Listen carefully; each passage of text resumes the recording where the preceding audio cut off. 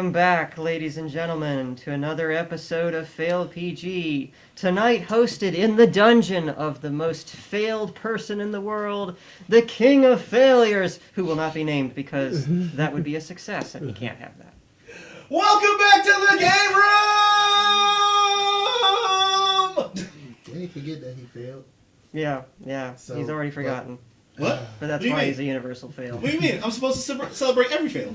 Jesus. Because for every fail that I celebrate, another anomaly happens somewhere out in space, destroying someone's universe and creating another singularity. That would be true if it wouldn't be a success for you. It's not a success for me. I actually need some of those universes. But, yeah, okay. As usual, I am the Mighty Mage. We have here Ross the Boss, the Goat, Surge, and tonight a special guest appearance from Ninja Ken. Yes, formerly known as KCC, now switching over to Ninja Ken because somebody wanted to make a play on Shuriken, I'm sure. Yes. He's our acclaimed artiste, designer, maker of our SourceU symbols. And stuff. Yes, Swag. yes. And Hello, Internet. for those of you who've been wondering, the thing that I've said that I've been using 1,000 times in a row in the last couple of recordings, this beauty here is it. This is what KCC has been working for us on in the background. There are at least 3 different versions of it made from 3 different design points.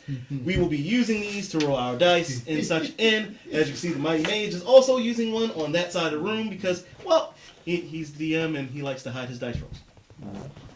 No looky, no touchy, my precious. I am honored and privileged to be making 3 of these cases. It was like a labor of love, time and energy, and enjoyed making each of them. And it's like for each of these trays.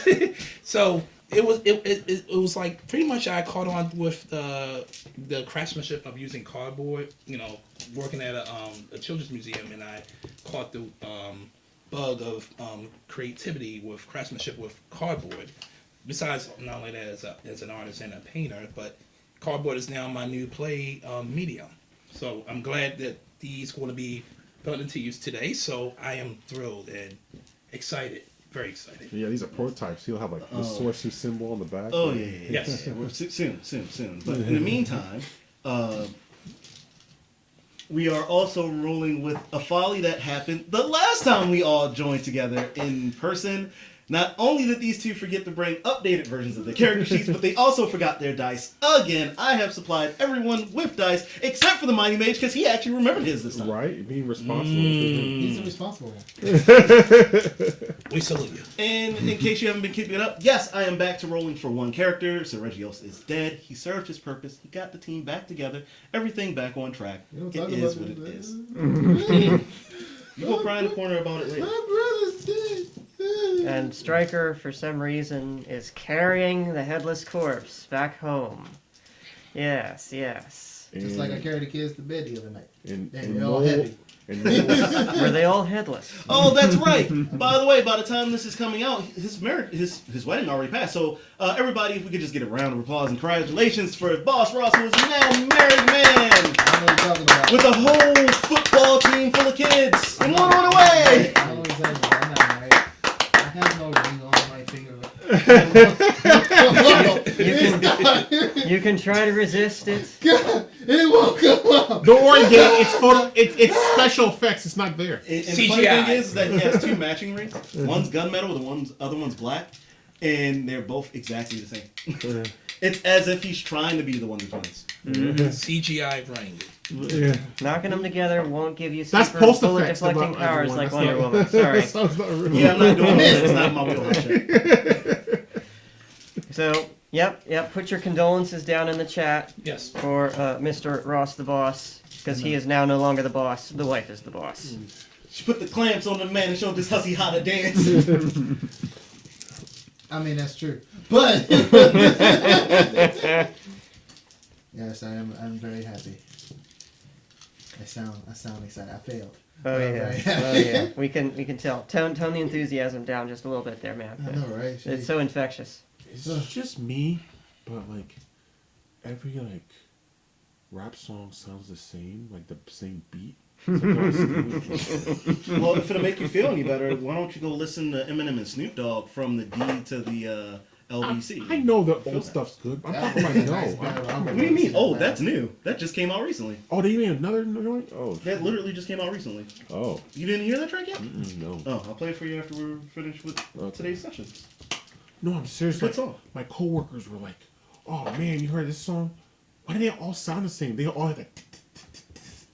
Because they're all mumble rappers, and that's all there is to it. I was like, "What? Do they all have the same producer? This is like 5 different rappers." Did it start with mustard on the beat? If they all started with mustard on the beat, you know. I mean, okay, your spit is garbage, but at least have a good beat. But the beat is whack too. It's like, That's what people listen to rap music for anyway. Now is the beats. yeah, but they don't even sound good either. And since Some we're of them on do, Path yeah. of the Berserker. Why is Cardi B popular? Rap isn't music. Well, yeah, I mean, obviously. What's a Cardi B? You know what's depressing? You go to That's Spotify, strictly on, and her most it's not- popular song is 1.3 Wait, isn't that Nicki billion Minaj? listens. Nah, she's on the West Coast. Cardi B's on the East Coast, so you know. So wait, they're all Trina ripoffs though. Yeah. Just less successful. And Remy Ma. Oh no! Unfortunately, Oh, yeah, I forgot all about they're Remy more Ma. successful. They're more successful, unfortunately. Because they strippers. I mean, rappers. Are they? Are you No, sure? no, I'm sure. Yeah, if you see how many listens they get, they're trust me, they're. That's because people have trash taste nowadays. Yeah, but it's still popularity, good or bad. Yeah. Well, Never fails. Eric Bischoff said it first. Controversy creates cash. So what you saying they're the new NWO? They all the same. No, they're just WCW and it's better times. Slightly. You know, Sergio, if they ever catch him torture him, like, huh, water drip torture, nothing. He's like, they pull out all Cardi B's albums, like, you're gonna listen to this all day. No, I'm saying it. Please sing it. You know, you joke, but any of this new music crap will probably be torture and make my ears bleed. You're probably right. They play it. He's like, it'll take him a couple hours of crack. No, I'll tell you everything. His name was only 10 seconds. He's like, yeah, that's all saying. They pull out Drake. You're like, you know what? No new friends. I just want you to know. He did this. This is what he had. He's like, And they go to the rag and like, dang man, we had all this Cardi B, we had Tekashi 6ix9ine. Oh, Tekashi 6ix9ine. Well, I'll tell you everything. You know what? He down in that corner right there. Look. Back in the day when he was 5 years old, he wasn't. and if they think he's not telling the truth, they play the pray button. They're like this. No, please don't. See, the sad part is they joke about this, but they're actually not wrong. You done writing all your stuff yet, sir? I mean, you guys can start setting up the scene. I'm about finished. All right. Let's get into it, ladies and gentlemen. Once again, welcome to the dungeon of the game room of the dungeon of the game room. How many layers of dungeon and game room? Yes. We'll find out. Find out on Fail PG. So, last time on Dragon Balls, Fail PG. The troop emerged from the swamp with the headless Seregios in tow. Oh, poor Striker. Oh, wait, no, I did this time. Yeah. I was like, That guy's a heavy ass. Dragging him from the swamp. And, shut up.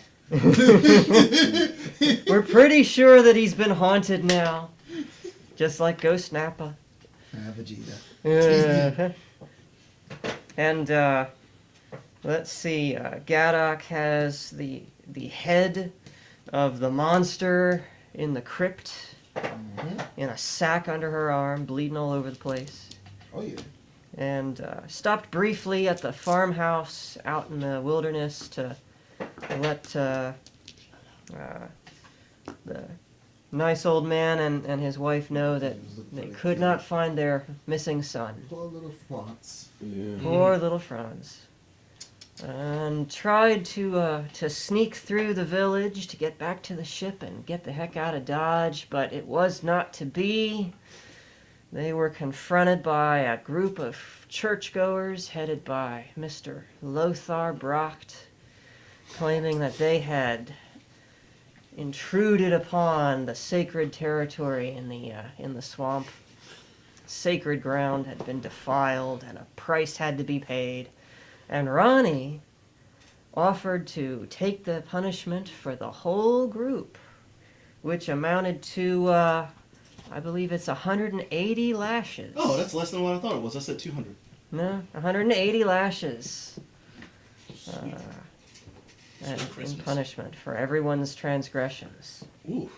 And so now Ronnie is being led to the village square for this public lashing, and everybody else is sort of ambling along behind. We're going to open up with Ronnie as you are being escorted by the two big burly guys with quarterstaves on either side of you.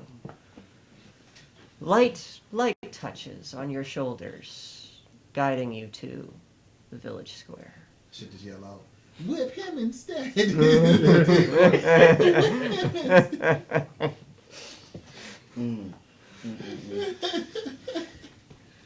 So I'm trying to remember what it was that Ronnie said at the end of the last episode to these guys about watching their hands, and I'm debating if I want to, if I want Ronnie to be that person right now, where she proves a point.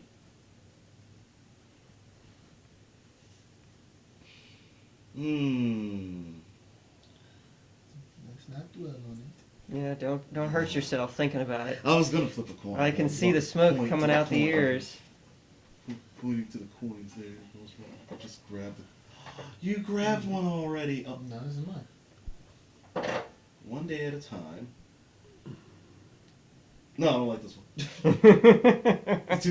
That's too much holy jargon. You know I can't do it. My hands are already burning from touching That's it. the point of me having it. I can't flip that. You say you I don't even think the mighty mage can flip that. Nonsense. The mighty mage is a. Oh God! Oh, it burns! Ah, it burns! It burns! See? Ah! We're all a bunch of heathens here. We can't touch that thing. It tells people to get along. This is wrong. Ooh, this thing. Ooh, goodness. Ooh, definitely. He's It not feels worthy. like hope. He's not worthy. Woo! Wow, that was a heavy That burn. means I'm the only. Well, I mean, I think that means, Mr. Ross, you're going to have to flip that coin to see if Ronnie behaves herself or not. one day at a time is heads. Cool. Heads, she goes along with it. Tails, she does something. What she does. Tails.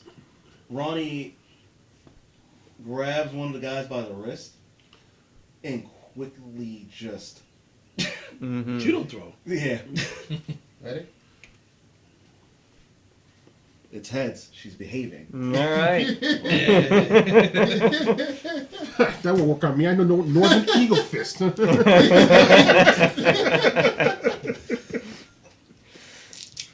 So I guess since she's behaving, we'll say that Ronnie is more focused about what's about to come next. Mm-hmm. 180 lashes is not exactly the easiest punishment for any person to take. The fact that she's even taking this on is probably a bit much, I'd say, but she starts kind of just thinking about things from her past, and to her this doesn't seem like much.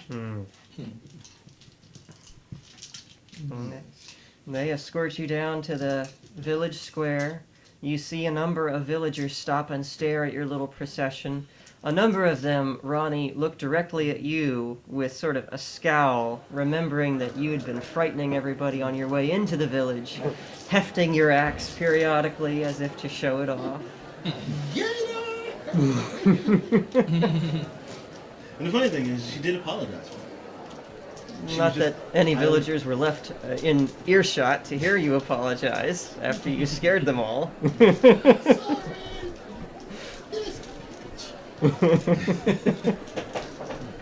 Yep. Yep. Oh well. She notices the skies. She thinks about it. And in her mind, it just solidifies that most Northerners are just asses. So that's how she looks at it. Like, just. But she wants to give them maybe a little bit of benefit of the doubt because of the area they live in. It's very cold. It's very out of the way.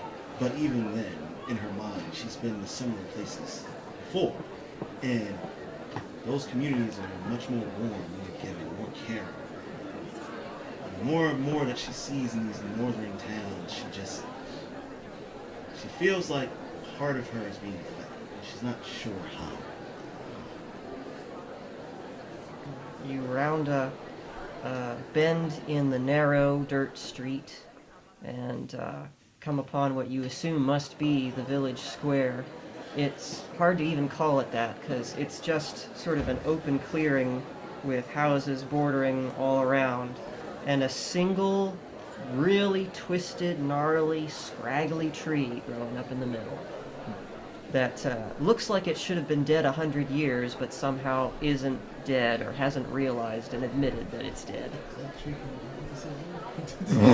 Where I lost my horse. Maybe you should go up and touch it and I'm see not what touching happens. that. The horse walks up to you are and we kicks actually you. He's passing like, this tree? Or Oh, you seem to be heading straight for it.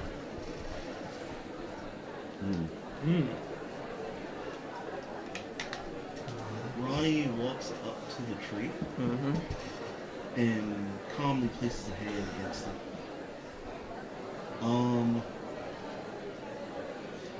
We've done this before, way back in the beginning episodes. Roll to see if Ronnie feels anything like nostalgic or anything about the tree. I'll give you a 12 side for intelligence. See if you notice anything. That is a 7.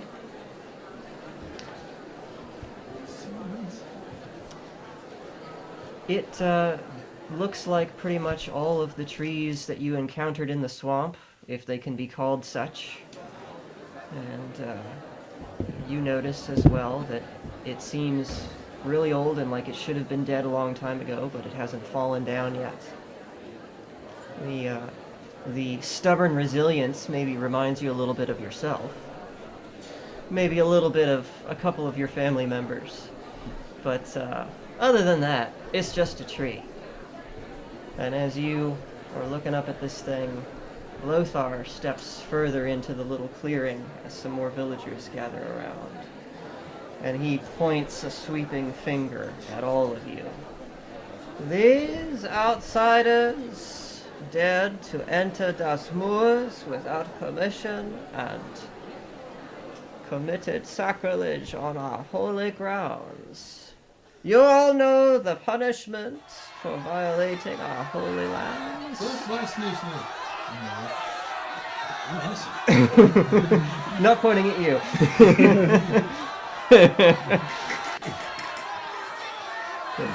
He pauses a moment at your comment and glares at you a little more sharply. 30 lashes for each person. However, the young woman here seems to think that she can take all of them. So, 180 lashes in total for her, if she can survive them. If she can't, we'll simply move on to the next to finish the penance. If anyone would speak in defense of these people, let them speak now. crit roll for every slap.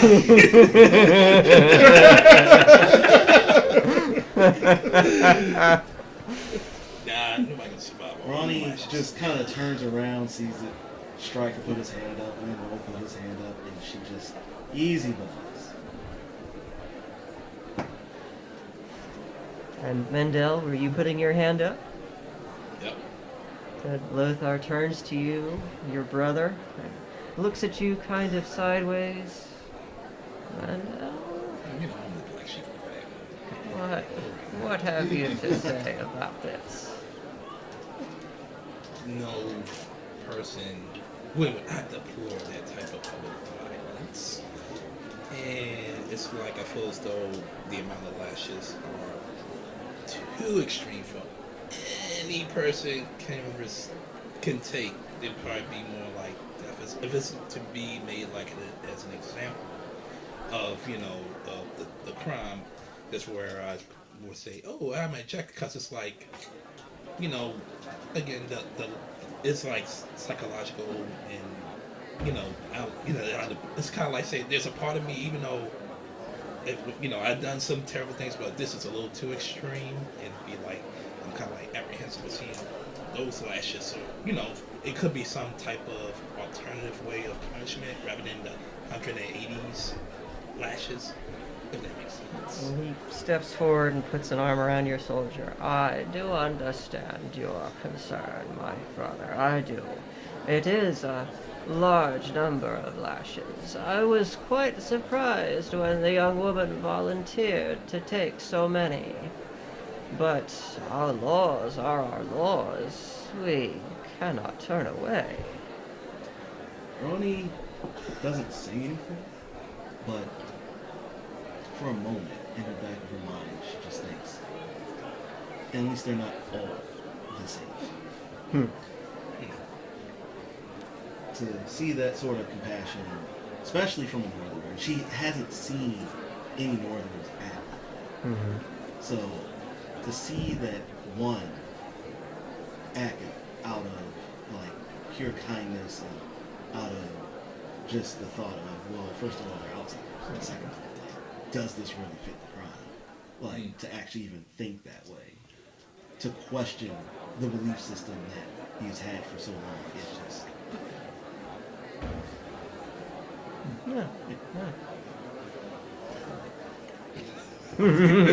He's the one who caused it. Ninja K, always stirring the pot.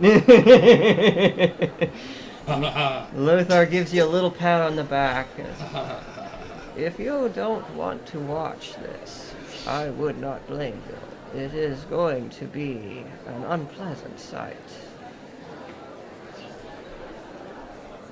I will sacrifice my body for those lashings too. Oh, my brother, you are always far too kind towards these outsiders. I appreciate that. I really do. But we apparently crossed a line that even your brother can't seem to let go of.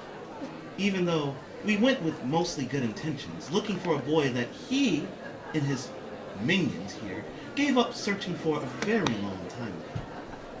But that's fine. If this is what our punishment is, I will take it. Because I will not say sorry. I will not apologize for trying to do the right thing. And Ronnie just gazes down at the figurehead and goes, well, I don't have all day. Indeed. You gonna get started, princess? Very well. And he motions for the grunts, who once again guide you back to the tree where they have pulled out thick rope bindings to tie you to the tree for your punishment. They're going to strap you basically spread eagle against the trunk, as much of a straight section of the trunk as it has. Stryker, Noel. I'm like, you got this.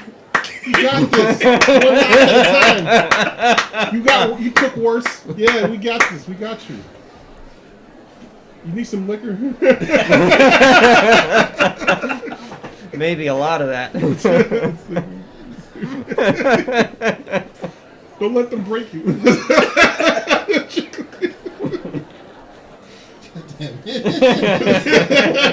Well, we've already broken Ross. Well, Ronnie looks over her shoulder, looks back at Noel, and just gives a slight grin.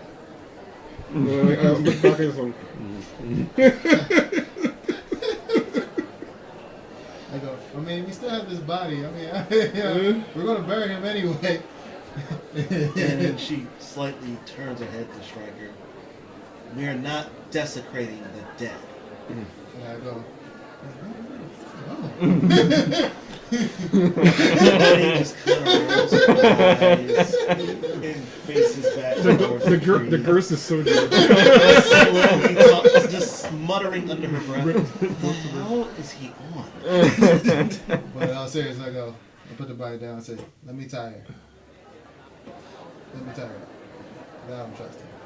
Be ready. What's the word I'm looking for? Much. Responsible, not, touch her somewhere, like this, Lothar just gives you a scowl. Give me a 12 side for persuasion. No critical failure. 9. What's your modifier? +1? Charisma. That's not what I have. I know his charisma modifier isn't a +1. I'm not tired of that. He's got a 1 on my board. I know. That's what I'm tired of that. You got a +4 on Constitution. That's fine. Charisma's +1. So you said a 9 +1? That's not enough.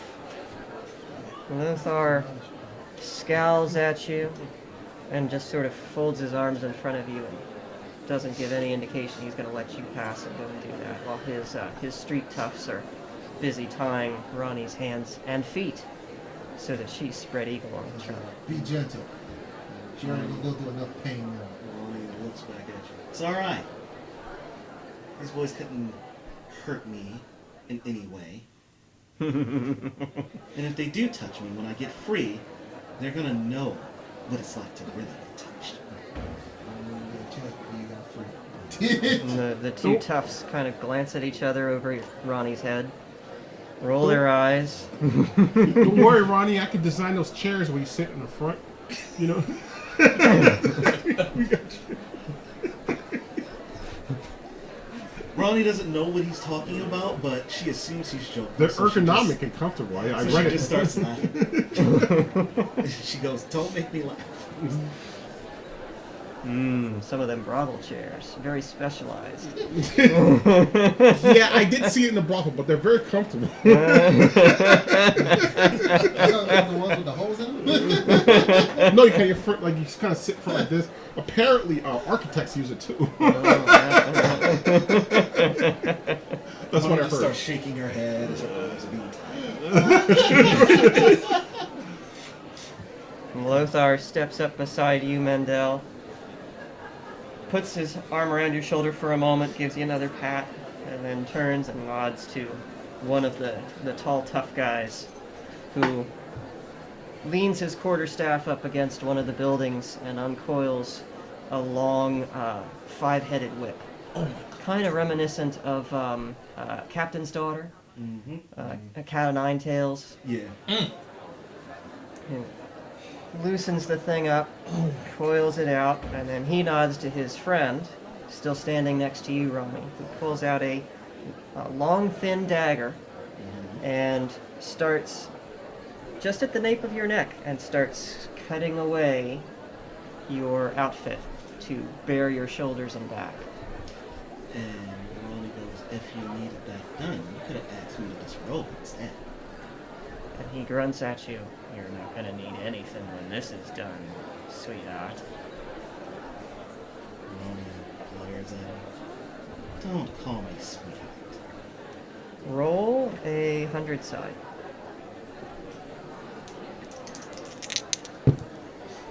Ooh, 9. And he cuts down through your shirt, the back of your armor, but fortunately stops short of the tiger skin. It doesn't ruin that. That's still about your waist at the moment. But now you're spread eagle on the tree, barebacked, exposed to this guy who's winding up the whip. Mr. Ross, since you have the coin of doom, get ready. I'm going to need your services. The man hauls back and makes 1, 2, 3 quick strikes across your back. fast enough that you almost don't realize that they're separate strokes. Mr. Ross, if you wouldn't mind. Flip a coin. Yeah. Time is heads. Tails. It's the whole script. Mm-hmm. So we got Flip it and you'll know. Wow. Nice catch. tails. Tails. Ronnie, take 1 point of damage. No. And now 19. As the pain starts to seep through, he hasn't broken skin yet, but there are large raised red marks that going across your back from those 3 straps. And the stinging does remind you a little bit of some of your younger years when you were maybe a little bit more rambunctious as a kid. And your father maybe took exception to some of the harebrained schemes you came up with. I think that's not that bad. You've had worse as a child. That was nothing. Mendel, you have any comments on Oh my, the first 3? oh my God, the lashes is any more I can take. I want to jump in front to take the brunt of the lashes because I still feel it in my heart that Mm-hmm. the punishment is too extreme, and it makes me reflect on where I had when I was a badass kid Mm-hmm. before I became someone. I had that similar experience with the lashes too. It made me reflect on the scars that I had on my back, and it's kind of distasteful and it's like triggering, and I want to jump in front of it. Oh, he's like got a- PTSD. Yes. Lovely. And it's I just like it's it. just like, oh no, I can't take this. Even though you said it was the punishment fits the crime, I still in my heart feel disagree. So I'm just gonna say, You're gonna jump in there, huh? yes. Too soon. All right, all right. And my brothers are looking at me like, why? my, even some of my flock. Roll a what do I want to call this? This would be 100 side. So this is your 10 side that goes from 0 to 9, and a similar diamond-shaped one that goes from double zeros to 90. Oh, So you want this one and this one. You're gonna roll these two together. I'm a noob. Yes. So which one? So this one here Uh-huh. and this one here. Ooh. What'd you get? Oh, he got a 7. Oh, I mean, sorry, 11. He got 11. 11. So the way On his we first try, I know. he rolled low on the 100 side. Give me some. So the way we do this, Hoorah. Kenny, is for most of the rolls I ask for, higher numbers are better. The exception to that is 100 sides. Generally, you want the lowest number possible on a 100 side. So, and 67 is 69 Yes. is our house rule as the perfect roll on a 100 side because, well, I don't think I need to go over that. Yeah, these are the chairs. There you go. So I got 11. He actually found the chairs. Oh Lord. I hate you so much. Although now I need to look at these shares. So you got an 11. That was good. Mm-hmm. You know what? actually I think- managed to you know what? I to think jump you're out actually in right. front of the guy holding the whip, who you know as Johan, as he's coiling up for the next string, and he stops and kind of looks at you perplexed. What are you doing? Oh Mendel, get out of the way! no! I said I applaud this type of punishment. I said what I You said. mean appalled? Okay, you said applaud. Applaud. We all applaud this type of punishment, yes.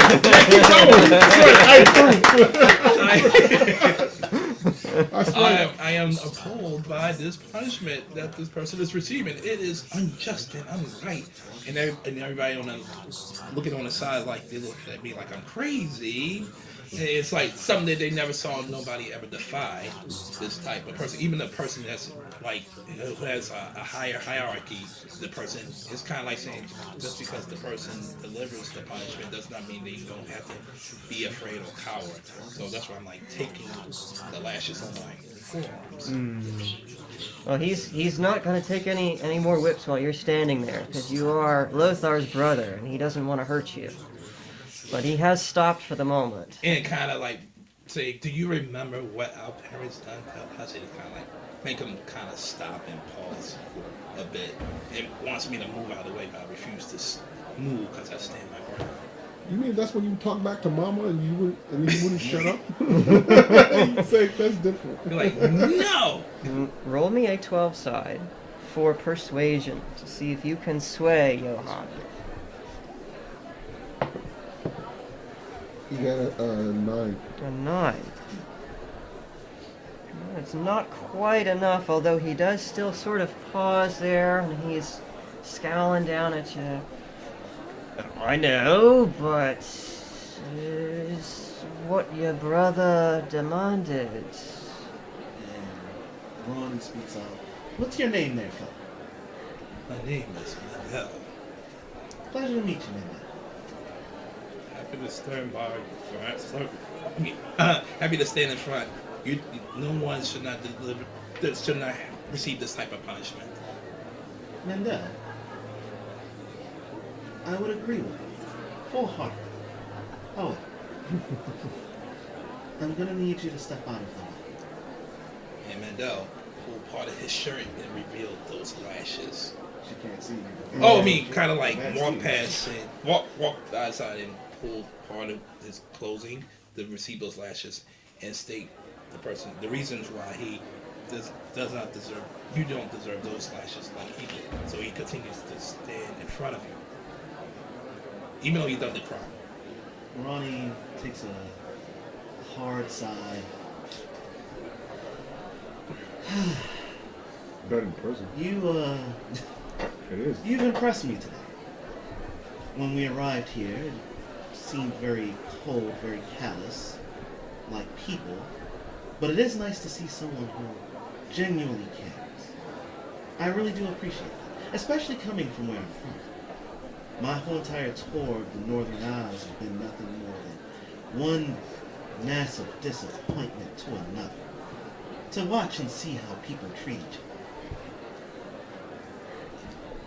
But unfortunately, I am going to need to ask you to move.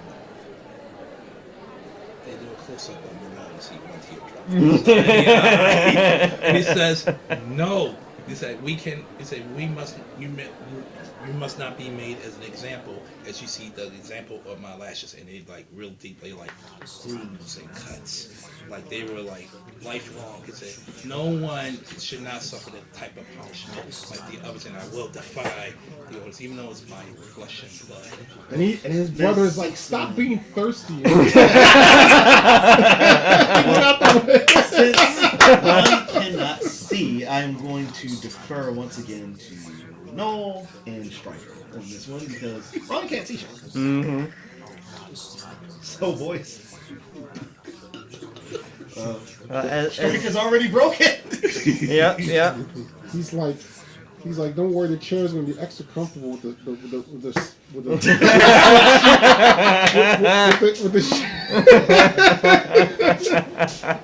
You rest on your abs, you know, and instead of sitting on your butt, you're on your thigh. You know, it's gonna be really good. Don't worry. Ronnie hears this, and she just starts looking up and goes, "Oh my God, I don't know what's worse. The lashes are listening to you right now." Lothar steps forward again and looks you straight in the eye, Mendel. You are sure you will not stray from this path? And Mandel looks straight right back on with such defiance and says, I will stand in front of Ronnie. And he's kind of like, have his hand, like he is embracing for the whip that's coming to him as the person that's holding the whip is a little, because the person that's delivering the punishment is the same, and he realized that that's his brother. It's kind of like he's hesitant about striking that whip, that high tail whip. He's like, what am I doing? What am I doing? I'm in this situation where I gotta follow orders, but then again, this is a relative of the person that's following orders, So he's in a dilemma about striking that blow, unless because he's like, I am defiant to the end, West Side. And I Lothar. don't think I needed that whistle. Don't worry, it'll be foldable. You can bring it anywhere you want.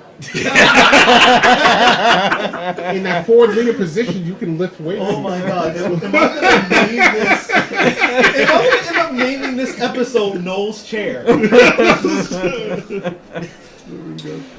Oh, I love it. I love it. We've broken Ross solidly over here. The glasses have come off. Hey,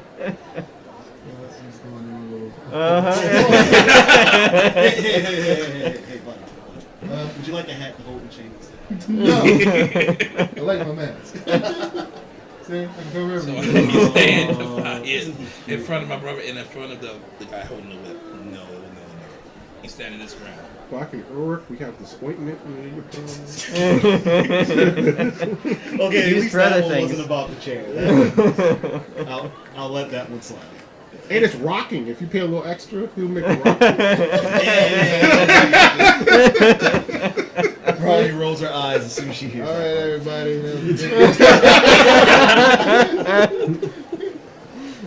Oh, too perfect. Why don't you tell him about the nice features that the thing will have, especially once Johnny gets that husband of hers. Does it vibrate? That's cost extra if you vibrate. Oh A man. massager. It's filled with sand and has some silk on top. And So what is it, like 150 gold? for the nice one. So what is it for the standard model? 5 coppers. Oh no, that's like I'll break it. No, that's for the stools they make. That's just a piece of wood. That's all you get. It's not even a big piece of wood. It's like that small. Like that with your chair. Hilarious. Oh boy, and I can Reinforcement imagine. steel, you can use it as a weapon. So the guards also tried to prive me, but I refused to move like this. No. Well, Lothar is going to shake his head kind of sadly. Say, "You always were a troublemaker, but if this is your wish, then you will split the lashes between yourself and the young woman." I just give him that look like the Denzel Washington look. Oh, I think this is the Denzel lip quiver. And Like, Come on, you know he does that anymore. that's what it's The like. fact when that you know how to do it is actually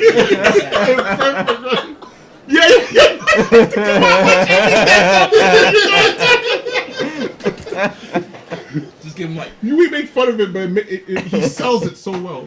He sells the lip quiver. just bracing myself away. And Lothar motions, and Johann and the other tough, who you know as Ingram, both take you by the arms and march you over to the tree and lash you up against the trunk like Ronnie.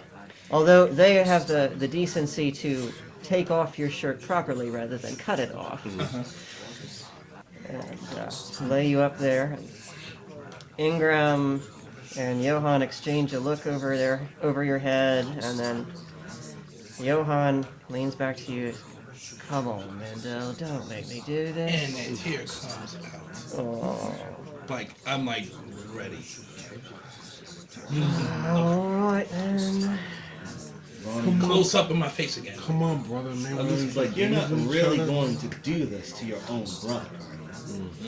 And Lothar walks up so that you can see him out of the corner of your eye, Ronnie. And he says, "It would not be the first time, and I suspect it will not be the last. Mendel has always been very strong-willed, although I do love him dearly." And he gives you a sad but fond pat on the shoulder. Ronnie just eyes him down, and she would only say one thing to him. You.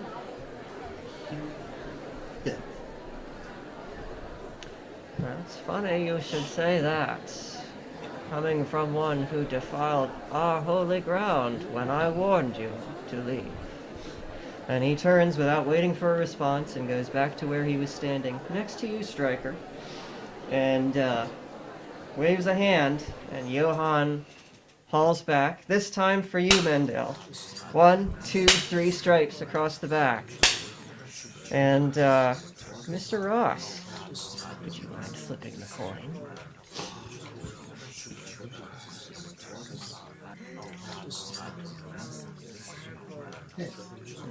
You do not take any damage. You have had this done often enough that those first 3 stripes, though they raise welts on your back, are nothing to compare against what you've been through.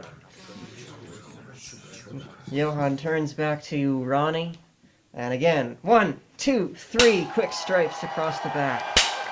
The coin, sir! The coin! I start doing Ronnie advice. Don't tense up. Don't tense up. It makes it worse. I know. That's tails. Take another point of damage. Apparently, Noel screaming out, "Don't tense up." Bad advice. Very bad advice.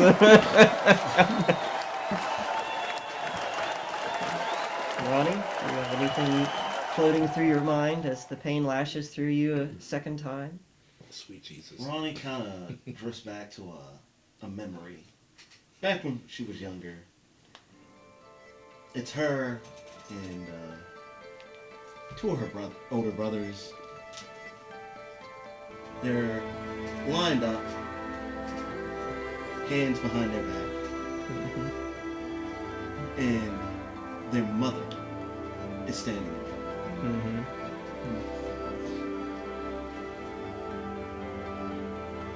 Mother wants to know who took the last bit of meat. Yep. Taking the mead, that's a pretty serious offense. Especially down south.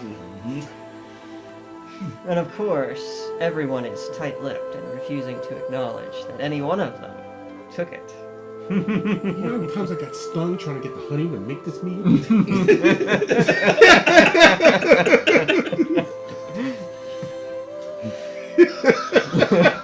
The rule in the family is that the last bit of meat always goes to father.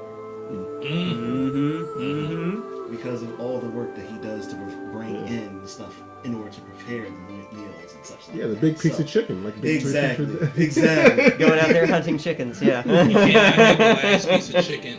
No. Alright, that briefly flashes through your head.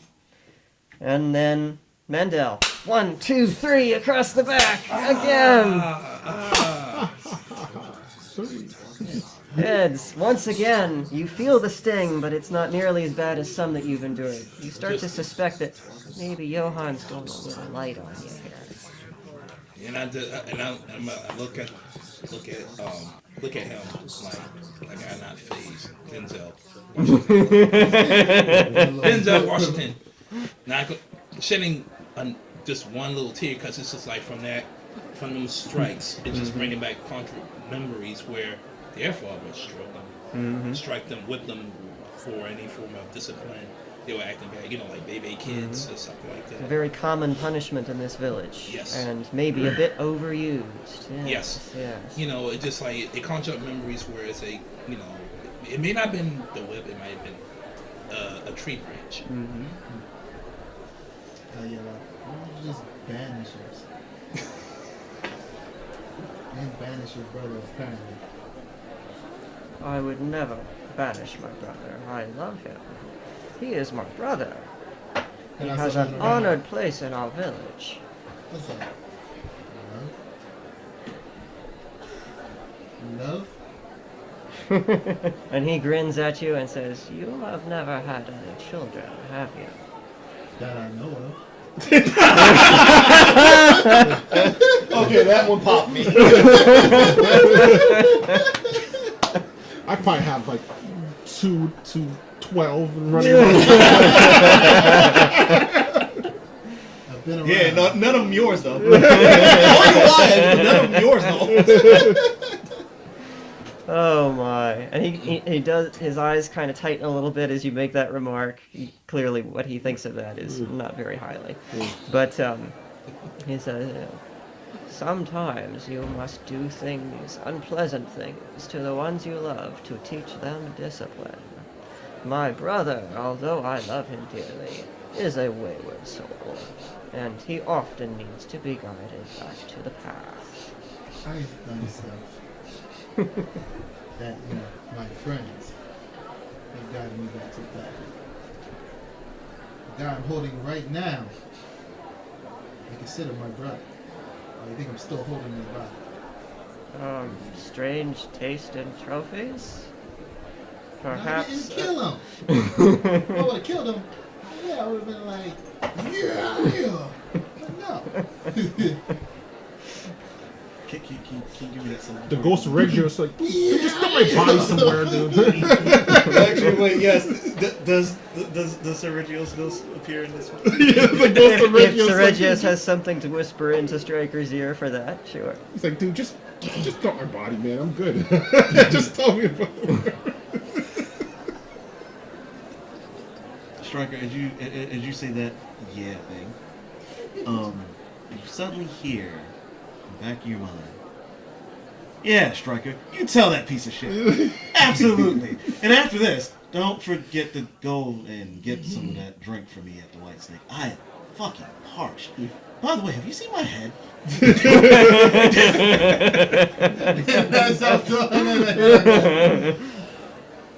it's not the time. Well, when will it be the time? Now it's not the time. He's like, I'm gonna Time punch you for to what? die, right? I said, time for this brutality against your own flesh and blood. He asked for this. If he relents and wishes to be freed from the tree, I will, of course, immediately have him released. He's as crazy as the one I love. I mean, the one that's tied next to him. Then they will share in the punishment. And he signals, and again Johann hauls back, this time on Ronnie. 1, 2, 3! Otherwise, he's gonna drop some feathers and jump on You're gonna jump in front? Oh, okay. back and cover him. As you drop his body, you hear, what the fuck, man?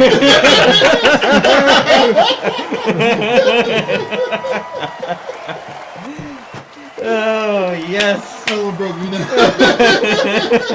The Striker's like, you're gonna get cremated anyway. Okay, well that one popped me.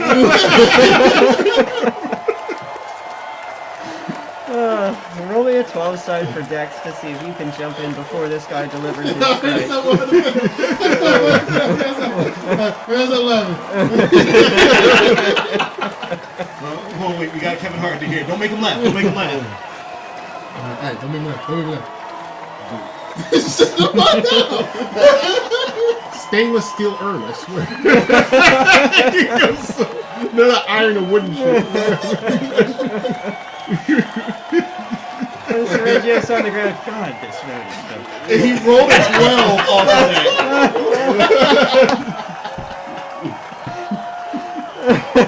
I'm saying my Dex is ready to It doesn't matter. It doesn't matter. Critical success. You Oh won. yeah, you got it. You just drop Regius's corpse unceremoniously in the muck and run for it. He's like, we're gonna get a really good Regius's blacksmith. words ringing in your ears. And We're gonna have a stand shovel, engravings, everything. right as this guy's hauling back to take his 3 strokes, and he stops as you get in the way. Oh, God damn it! And immediately that goddammit brings Ronnie back from her remembrance, and she goes, "What's happening? Did you give up? What's wrong? Did your mom call you to go home or something?" And I go, shut up. Striker, are you behind me? I'm always behind. Phrasing. Yeah, it's-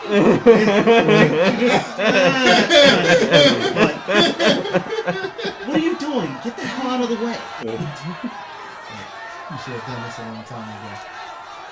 And I gotta time you up too. No. Don't listen to him. Just Striker. No, come get him. No. hey man, he's his own man. And I go, I'm like, you're right, I am my own man. Tie him up too.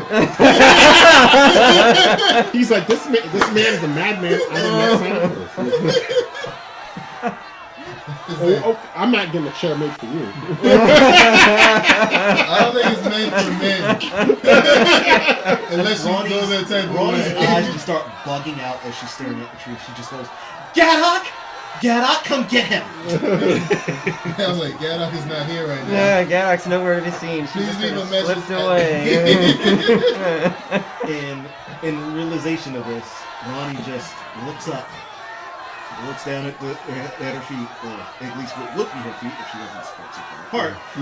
Just, fucking damn it! Hey, that's what SourceU just said. No, I believe what I said was, what the fuck? Oh yeah, that's what you said. My bad. Hey, this And tattoo Ronnie artist again just goes, what the hell are you on? Did you inhale something when we were going through the woods?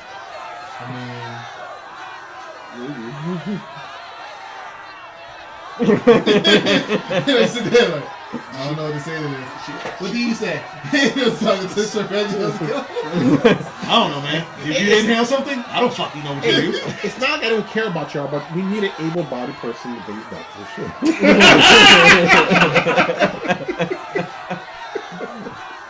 I was like, just give me 5. I imagine SourceU might recall the serpent's egg that Stryker bit into thinking it would give him superpowers. Oh, yeah. Maybe that saddled his brain a bit. Hey, wait a minute. Did you eat a serpent's egg? I mean, I did eat a serpent's egg. No, maybe that's what's got you all food. I mean, that's the stone. Oh, yeah. You did use that stone. You know, after it killed. And I think some blood got on my face too from that weird monster. I know I had some kind of Yeah, it was pretty decayed. sitting there talking to myself. Sitting there talking. Ronnie hears him mumbling to himself all this stuff, and she's like, huh.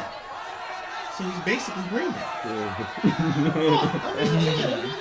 And you hang around, you hang out with no too much. I could be brain damaged. I got a whole girlfriend, but I love you. I mean, I got a whole girlfriend. I didn't love her. And Ronnie just kind of looks over, tries to look over at, he's like, Young, right? Johan, yeah, the guy with the whip. So she looks at Johan, could you come here for a moment, please? Just come here. He looks kind of suspicious, like, give me a 12 side for persuasion. 8. Oh, yeah. And after a moment, he walks up, sort of around you, Stryker. Okay. From what I can tell, my friend is dealing with a bunch of grief and maybe has concussed himself one too many times. Could you just politely guide him back over to the side of the forest and ask him to just relax him? And let's get this shit over with. He blinks a couple times at you, a little bit disbelieving that you're so willing and eager. He's not used to somebody being willing and eager to get on with it. But what you're saying is sensible, and he just sort of, right. And he motions for his friend, Ingram, to come over, who just sort of like, gingerly puts an arm around your shoulder, like, come on, mate, come on. I'm fine. No, yeah, be fine over here. Yeah. We want to talk to you about something. Come on, man. We might have some cookies. Yeah. Just come on over here. Go stuff them down your fucking face. Get the fuck off, man. Go back. Sir Reggio's, you just hear Sir Reggio's voice in the back of your head. I kind of wanted cookies. With one head. Oh yeah. Have you seen mine? Well, you're a spirit now. And I go back to what I said. Right, no shit. Looks like that. This one's mine. And I go to her. And I hit her on my head. And I'm here. Don't worry, Ronnie. It's mahogany with maple legs. You know.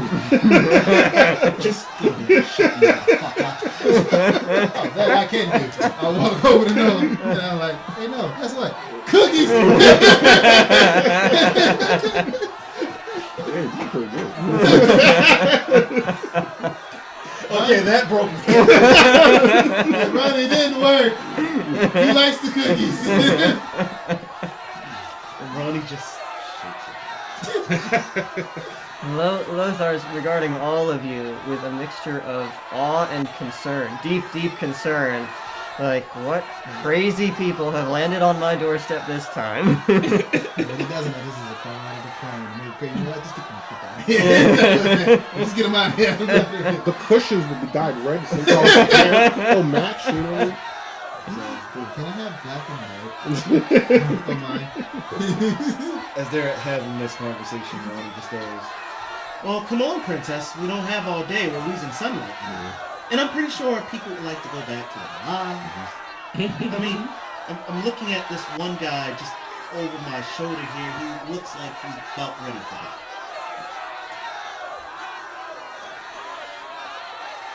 Alright, get out of it. And Johann shakes his head, takes up his stance again, casts a sideways glance at you, Stryker. Ronnie glances at Striker. Can I go and get some herbs to make some homemade ointment? Sure, you can do that if you want. Can I roll for it? Or Yeah, that'll be a 12 side for perception to see if you can find an herbalist shop somewhere on the street. I got 11. 11. As far as you didn't roll in it? That's what it's for. I go up to Stryker. Hey, can I get some money? Knew that was coming. Trust me, it's for you. Let me see something real quick.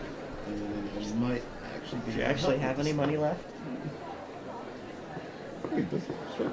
I know I'm broke. I know Noel's broke. I don't remember if Stryker has any money left. Okay, so technically Nope. speaking, I Striker's have 160 gold because Sir Reggio's stuff. Hmm. And 4 silver. All of that In total. on your person, I assume, in your gold. Oh, pouch? I'm sorry, I can't count. 70. 170. All right. So Ronnie's got all the money in this group here, apparently. Can I borrow a few dollars? Busy right now. Can I borrow a few dollars? Oh man, that's funny. So Ronnie just kind of hears Are you- Bull talking about needing more money. Yeah. She goes, "I'll give you 4 silver if you keep your trap shut for the rest of this." I promise. And she And looks Johann rolls his eyes and looks at you, and it's like, all right, go on, get it then. and because Ronnie just feels like it's the only way, she gives you 4 silver, Yeah. and then she gives you 10 gold. Oh, nice. I can get rid of I this. need one gold. So that will put Ronnie at 160 gold. Okay. Noel, make sure to add that to your character sheet. 10 gold and 4 silver.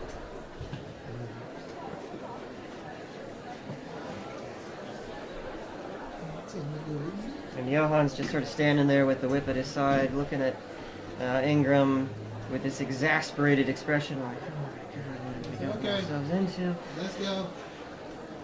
So, you got the gold and the silver now, Noel, and you look around a little bit and then pick a random street that empties out onto the square and start walking down. I did roll 11. So. Yeah. And, after a few minutes looking around, you don't see anything in particular that looks attractive, but then you spy out the corner of your eye down a little narrow alleyway, a sign that looks like it's flapping gently in the breeze. Go a little bit ways down the alley and you see what looks like a mortar and pestle on a sign that looks like it hasn't been touched in 100 years. Yeah. Creaking and groaning over a really ramshackle little hut that's sort of going up like that. Is it crooked? It is a little bit crooked. Yes. It is a little bit crooked. But single story. Thatch roof.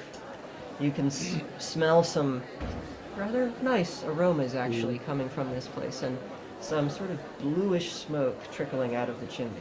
Oh, I'm like, cool. That place looks legit. Let's go in. Well, that's one. Now we have to do the lashes. 1, 2, 3. Denzel, look. This is for Ronnie's lashes. Ah, Oh, I actually got no heads pain, up. no pain this time. No damage. You guys But too confused you right still Oh, now. Ronnie feel got our the teddy lashes. bears. You guys so confused right now. You go. Yeah, you're so angry at the moment because of all the shit going on. You feel it, but it doesn't cause any more Hurry this pain. up. What's with all the pausing? I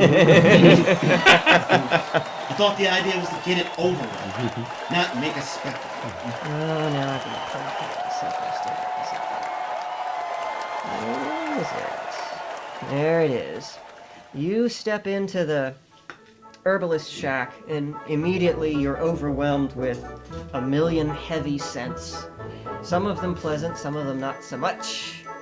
The air is very thick in here, hot, steamy, and you see this old gray-haired woman hunched over a small cauldron, bubbling blue and green over a roaring fire in the fireplace. That's the source of the blue smoke. There's dried herbs and stuff hanging from the rafters all over the place. What look like desiccated animal corpses or heads along shelves along the walls. A couple of jars with what look like eyeballs floating in them. Oh, this person was legit. Oh, Hey, yes. hello, ma'am. Ma'am. Hey, well, 1 second, 1 second. All right, take your time, lady. Not grouchy. And she's stirring this pot vigorously and pulls a vial of some sort of dark-looking powder, dumps the whole thing in, the whole thing froths madly, and rises up a little bit out of the cauldron and back down. Stirs it vigorously some more, it changes to a sort of opaque reddish color as she picks up her lid. In liquid. And puts the thing back in. Now, yes, what do you want? Oh, that smells good. What is that? That's not for you, that's my dinner. Oh, I thought you were making medicine. Okay, well, Just because I'm an herbalist doesn't mean everything I make is herbs, darling. But the smoke was blue. Could be rum. Never mind that. Could be rum. okay, well, good afternoon, ma'am. Yes, good afternoon. What do you want? Oh, you got any like ointment or something for, something for lashes and cuts? And, Oh, yeah. Lashes, we have that all the time, sweetheart. We have it all the time. I've got just the thing for you. And she rummages around in one of her cupboards and Yeah. plops this rather large bowl of rather ill-smelling yellowish white paste. Oh, in what's front that of mean? you. If I told you that, darling, you'd have to end up in my cook pot, too. Oh. Hey, can I get a demonstration? Like, I got this little cut right here. Oh, that's not going to be good enough. And she turns for a moment and then rummages around another cabinet and pulls out like what looks like a long dagger. Come here, darling. I'll give you a proper demonstration. Then I like pause. Then I look up. And I go, alright. Apparently, this isn't his first And she takes your hand, palm up, and goes, Yes, very good. This will make for an excellent demonstration. Takes the dagger, puts it against the crook of your elbow up here, just runs it down all the Oh, way. damn, lady, not that much. Holy shit. And let's see. I'm gonna have to have you roll a 12 side for Constitution. Yes, that too. Ooh, perfect Constitution. 12. Look at Perfect 12 on the All for the Constitution. hits. All right. That means it's gonna be light damage. Very low. That's 3 points of damage. that. Okay. Ronnie, I forget. What are you down to right now? 18. Okay. So I got 18. You're also at 18. And she goes, Yes, that is a much better example. and she carefully plucks up a little bit of the paste. It has the consistency of lard, you notice on Yeah. her fingers. And she just slips it on there. And right away, the stinging sort of numbs and goes away. Blood's still freely streaming down your arm, but you can't feel it anymore. Wow. It's like it doesn't matter. It's not there. Well, thanks. I guess. how much? For the whole jar, 5 gold pieces. 4. Now, don't haggle, darling. I'll tell you what it's worth. You take it or leave it. Did somebody say you look attractive today? Well, people could stand to say it more, but that's not going to get you a price break, darling. You're going to need to offer me a little more than that. And she eyes you up and down. You know what? Take the 5 gold. I was waiting to see how he was going to play this out, but he took the coward's way. I was so waiting to see the charm put on. I was just waiting for this whole bit. I was waiting for it. Yeah. A little bit reluctantly now, she takes the 5 gold pieces and shoves the pot of liquid towards you. Thanks, I guess. You have a wonderful evening. Oh, thank you, darling. You too. Careful not to bleed everywhere. I still say not crouching. You got any bandages? Oh, bandages, yes. I think I've got some of those. He rummages around, pulls up a wad of sort of brownish wool that looks like it's maybe been used a couple of times. You know what? An open wound's not that bad. Thank you, ladies. Well, all right, then. Take care now. That's beautiful. Man, I should win an Oscar for that. That was good. That was very good. Yeah. I will say his comedic timing is on point today. It is I will definitely give on point. Mendel, we come back to you, and Johann again, shaking his head regretfully. 1, 2, 3 across the back. Quivering lips. Ooh, that was all on perfect timing just now. Yeah. As soon as you said across the back, he flipped, caught, and then he started to. That was. Yeah, it was good. You guys are You getting guys into the caught sync that here. all on video, so you guys get to see that live. See, this is the sort of thing that we can't do remotely, right? Yeah. Now we're picking up on the cues and everything. Oh no, his tails. Mendel, damage. this time More you damage. feel it. You take 1 point of damage, sir. So subtract 1 from your HP. What, HP? 1 HP from there, yeah. You got 40 HP, so that should take you to 39. Oh, wow, he's tanky. One. Yeah, taking 1 takes you to 39 total. Wow, Don't do he's that. tanky. Do it so like. He's really tanky. 40? Oh, that shouldn't happen right there. Yeah. He's had just a few of these whips, yeah. You were, your maximum is 25, yeah. So, my legs start to buckle, and still looking with the Denzel face look, and more tears start to run, and I still look at you defiant, and in my mind, I can't believe this fuck did this to me, my own bro, and if my parents were still alive, they would be disappointed, and I'm still standing defiant, and you know, it's kind of like saying, you know, and just closing my eyes and opening the, and, you know, and not saying no mercy, non-Cobra Kai related, but anyhow, no mercy. But you know, I stand to take a couple of lashes, and you look at the current lashes with the past lashes. It's like some fresh ones and some old ones, and the crowd are like couldn't look at you in disbelief. But you still have to deliver the punishment. Yeah. Can I get a description of what the older lashes look like that are on your character?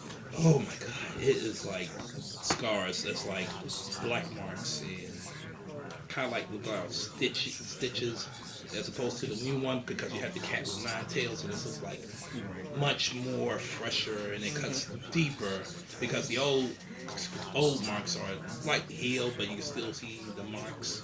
Like it looks like cat scratches, and compared to the ones with the 9 tails, look like deep groove cuts. It's like, it's just horrifying. And, you know, the crowd was like, and they look at you like this, and you stand firm. You like this. You're like this. Keep going. Keep going. You say yes. And it's like it's some look at you like that. You're taking sheer delight of the whippings. We're getting him off right now. Back off Come my on, detail get a off. little bit. All we were talking about. Just let the man keep talking. Just let the man keep talking, y'all. And like I said, his legs start to buckle, so he's kind of like down on one knee in a way, but he's still bound by the trees. He's ready to go. But again, Denzel stands. Lothar does look a little unhappy about it, but nods again, and 1, 2, 3 across Ronnie's back this time. Oh,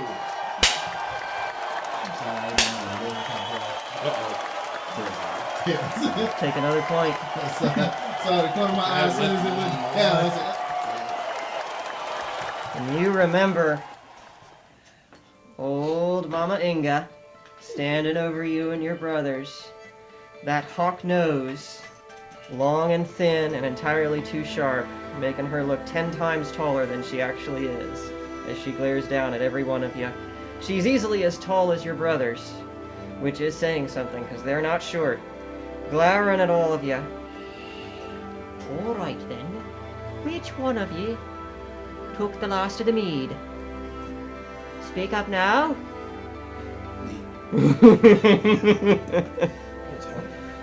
I don't know what you're talking about, Mama. Oh, don't you know? And I'll give you an extra tongue lashing for daring to speak a lie to me. You know better than that. Now, which one of you was it, or you all get your hides tanned? All right then, come on now, line yourselves up, and you, Ronnie, since you had the audacity to lie to me face, you can go and get the switch yourself. Yes, Mama. Ronnie runs up to the tree. Very familiar tree. It grows out just between their house and a neighboring house. Mm-hmm. It's just right there, like kind of weirdly in the middle, almost as if it shows the divisionary line of the properties. She walks up to it, and as she walks up to it, the neighbor comes out, kind of waves. Hey, Ronnie, in trouble again, I see. And she just shakes her head because she's the shortest in the group. She just kind of puts her hand at the base of the tree and grips it and hops up to reach the nearest branch to pull it down. Starts It's kind too of small, Mama. searching for I'll get in trouble with just kind of searching for the proper size one because she knows how this plays out if she gets the wrong thing. With a little bit of fumbling, she gets one. It's not a good one though, and she's just hoping that maybe they'll get a pass today. She runs back and she hands it over. Mama hefts the switch and looks down at you. All right then, you know what to do. And Noel, you emerge from the herbalist shack into fresh air. Feels a lot lighter and easier to breathe out here. With your jar of glup in hand. You going after anything else with the coin that's left in your pocket? Or are you heading back to the square? 5 gold and 4 silver. 4 silver, so. You're still bleeding all over the place, but you can't feel a thing.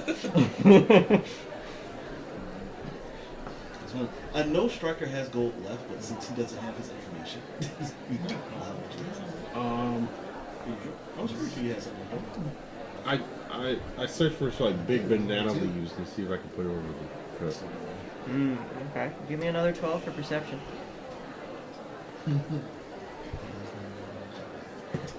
7. 7.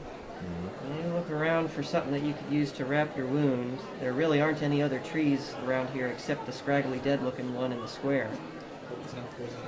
You do remember, though, that there were some trees closer to the docks that you guys came in on.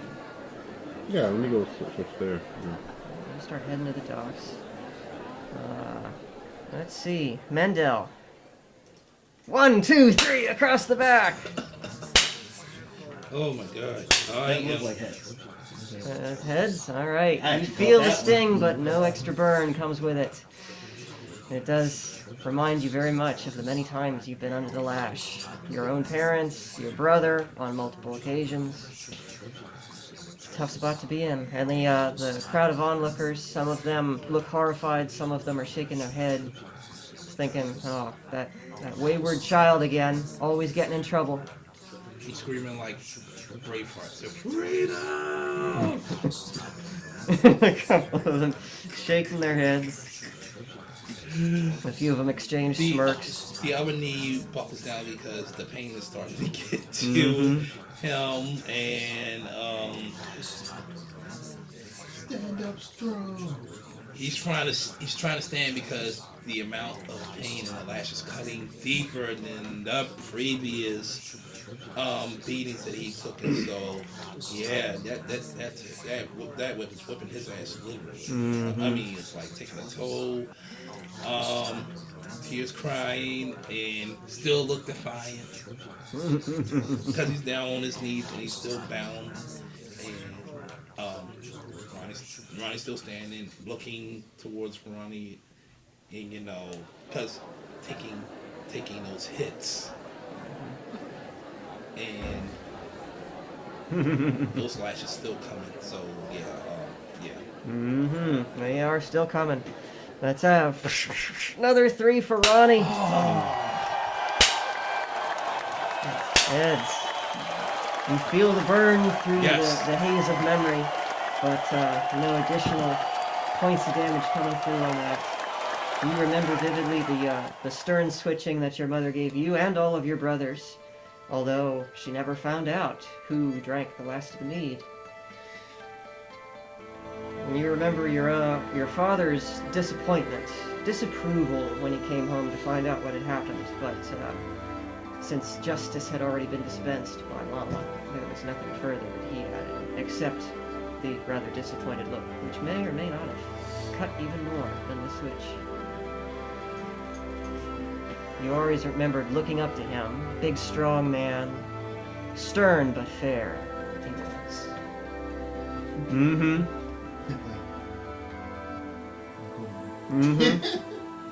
You got me bees like a Star You and your bees.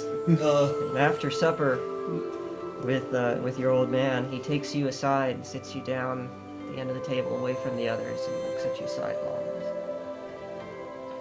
All right, love. Who did it? Be honest now. She looks up at him. You always said to always look out for each other. I don't want to get anybody in trouble. Oh, I know. There won't be any further punishments. Your mother said that. Tell me.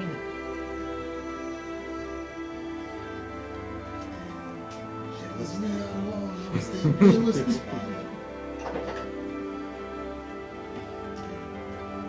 She looks up at him. She goes, promise. Of course, And she leans in to whisper in his ear.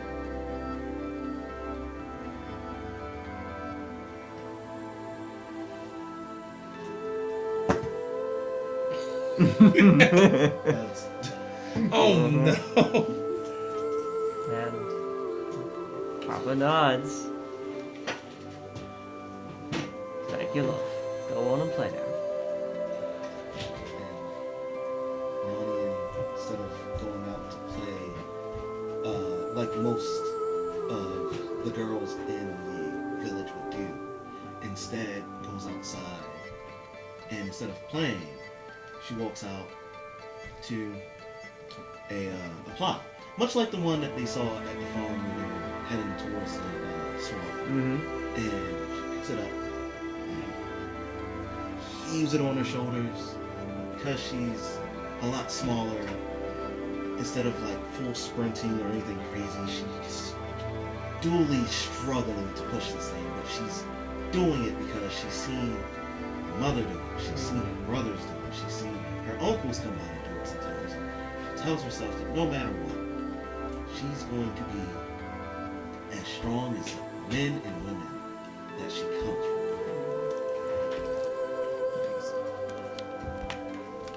Oh, look at this. Special service. I'm good. Look at that. Yes. Special service for everyone. All on all. And there's a special ingredient in each one of them. Tastes like cyanide, guys. Let's see. Let's find out. Is it the good cyanide or the cheap Chinese knockoff cyanide? Tastes like a cheap knockoff. It's definitely cheap knockoff, but it's still cyanide. Tastes I'll still go blind by the Tastes end. like China economy strong. Tastes like water of endless tears. Yes, the tears. Striker, Yes. you're watching Ronnie and Mendel taking these lashes. Lothar steps a little bit closer to you, arms folded. His face is stern, hard like granite. But he leans his head towards you just a fraction. It was a good disguise. I did not recognize you the first or second time. But did you really think I would not recognize the man I hired to kill you, Striker? I think it's.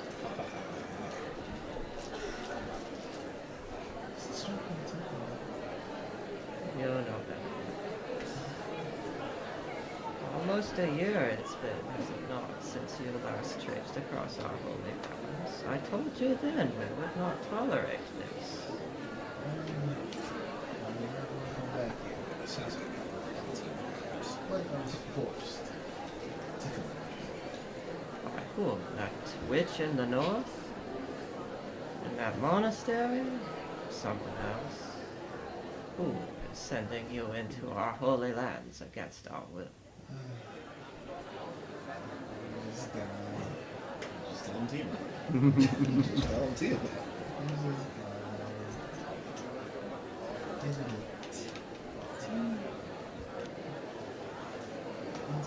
Matt? Is it go fucking himself?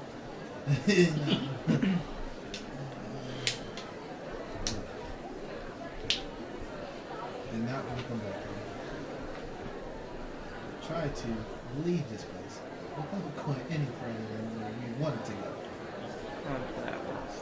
Exactly. To find this kid. To find the gold that they really want. I don't know. I don't mess about my job too much. Well, perhaps you should. When it involves traipsing across holy ground, you have been warned not to cross. Where's Gavin? So far, she went past me. You can give me a 12 side for perception. So she should be away from me. Was it not? You glance around as you're chatting with Lothar, but you don't see any sign of Gal. You see the person with the head? I was walking with us. Person with Seregios' head? I wish it was his head. I would be 10 times more happier. What do you mean? What is this person carrying? I don't know, you got a little too far into the holy land, what she said. He looks at you very intently as you're saying that. Tell me exactly where you went and what you have done. You see that big tree? The one that spirals up. Many of them do that. Although he looks kind of suspicious as you're saying that. It's big tree. That's where your men clean themselves at once.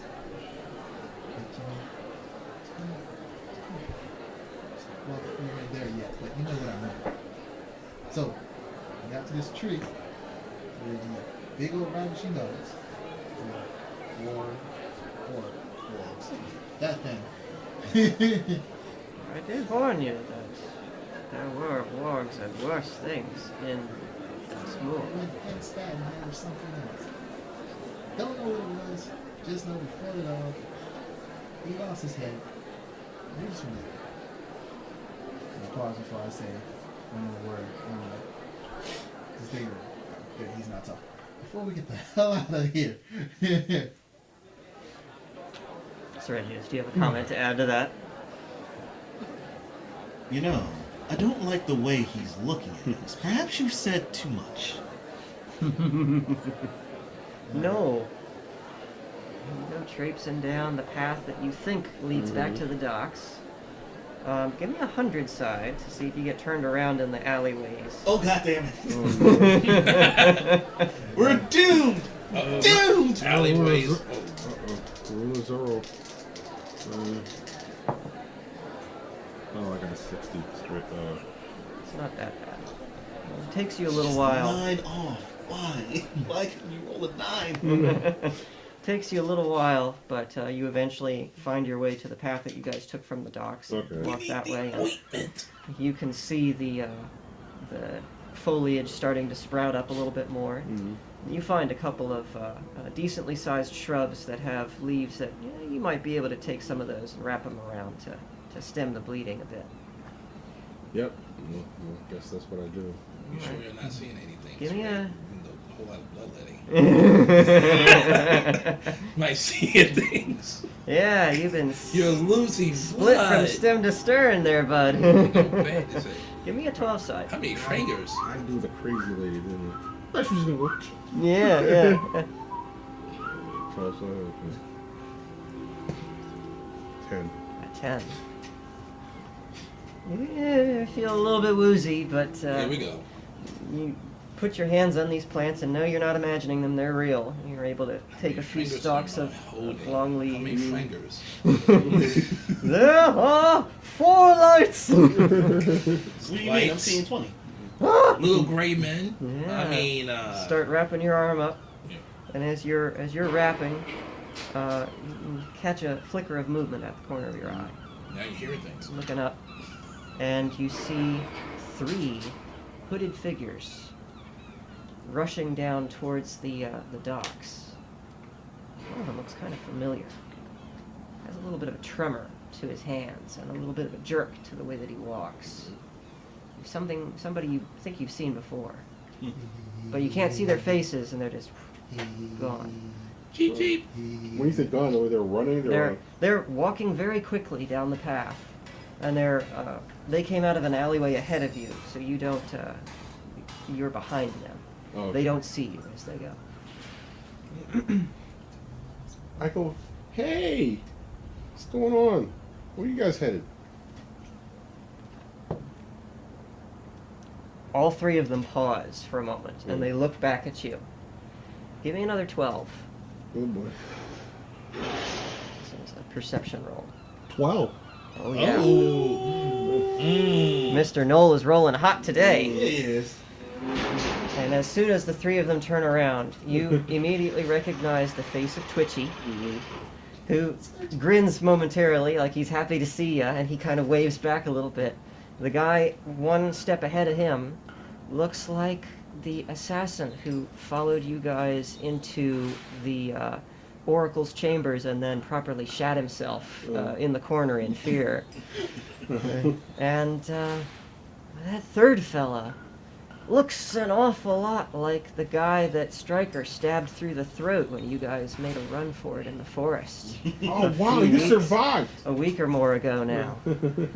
Although you can't be certain, because that was a while ago and you thought for sure that guy was dead. Yeah. But the other 2 look at you with some trepidation and distaste, and Soiled Pants puts his hand on Twitchy's shoulder and tugs him along, and they quickly turn and start Soiled Pants. running now for the docks. Hey, I'm safe. I swear. We're like no drama. We broke the assassins. We broke the assassins. Well, Soil.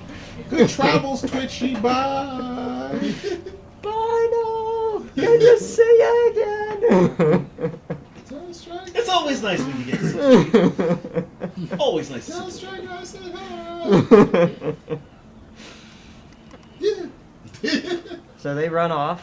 You're just about halfway finished with wrapping your arm. What you doing? You gonna finish wrapping? You gonna go after them? Go back to your group? What you doing? I'll let them go. It looks like they were in a hurry. All right, letting them go. And Mendel. 1, 2, 3, across the back again. It is heads. Ah, you feel the sting, but not the burn that follows. You're all right. Although, yeah. I'm starting to see things. Yeah. Right now. Like the blood is dripping, and you hear some people in the crowd say, "Oh, what are you doing?" You know, they worry, and I see visions of my mom and dad. They look at me, and I'm like, I'm starting to fade. Like, I said, and I'm questioning why. I said, am I doing this for some form of redemption And what am I trying to prove? That's the thoughts, because it's like now those scars are like, ooh, they feel like the it feels like from the impact of the whip, it's like it's tearing off the flesh too. Oh, You're it's starting to get some cuts to go along, yeah. yeah, it's for just sure. like I'm starting to cry, and more than whimpering and putting up a front, I'm starting to like howl like Starting to break a a little bit. yeah, howling like a dog, and I'm like, everybody saying in the crowd saying, "Oh, stop, stop, stop," and I'm still He thinks he hears. You look like an old Vietnamese man eating his wife's cooking. He's like, oh, it's spicy. It's like, "Kunta, kinte." Actually, he doesn't imagine that. Stop. And Ronnie can feel the trembling from his side of the tree. And just go, stop. He's had enough. Let him go. And give me a 12 side for persuasion. And actually, Mr. Ninja K, give me a 12 side of your own. Oof. Got that. Ronnie rolls a 6. oh, trust that. 12 side. We got 12. Oh, look at that. Damn. Is this why I can't get anything out of my 12 side? Because All the between luck is these on two, this side of the table. I love apparently. this. Great, I love this. Thank you. We've been hitting 12s. And I love Johan lowers his whip and is cringing at what Mendel is doing, the noises and the way he's trembling. Cut him down, Ingram. Take him off. Take him back home. And Ingram shoulders his quarterstaff and starts untying your hands and your feet, Mendel, and kind of hoists you up with one of your arms over his shoulders, like, come on, Mendel, come on, let's take you home. as that's happening, I'm done. Ronnie kind of just looks at him and goes, thank you for being an actual person.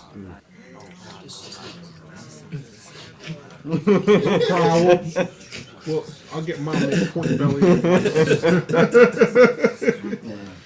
And And Ingram's like patting your other shoulders, like, there, it's all right. You're gonna be fine. It's all right. for a brief moment, Ronnie breaks a little bit.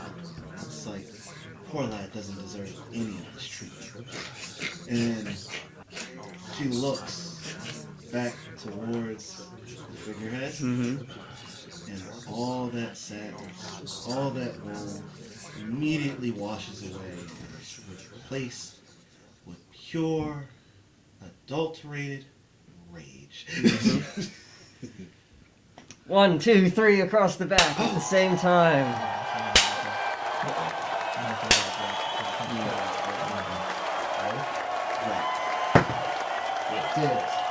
Take a point of damage. How much HP does Ron have? And apparently she's at 16. I still have 39. Right? Yeah, you got 39. On that last one, I'll say, Ronnie feels like one of the tails catches her right in the back of the head.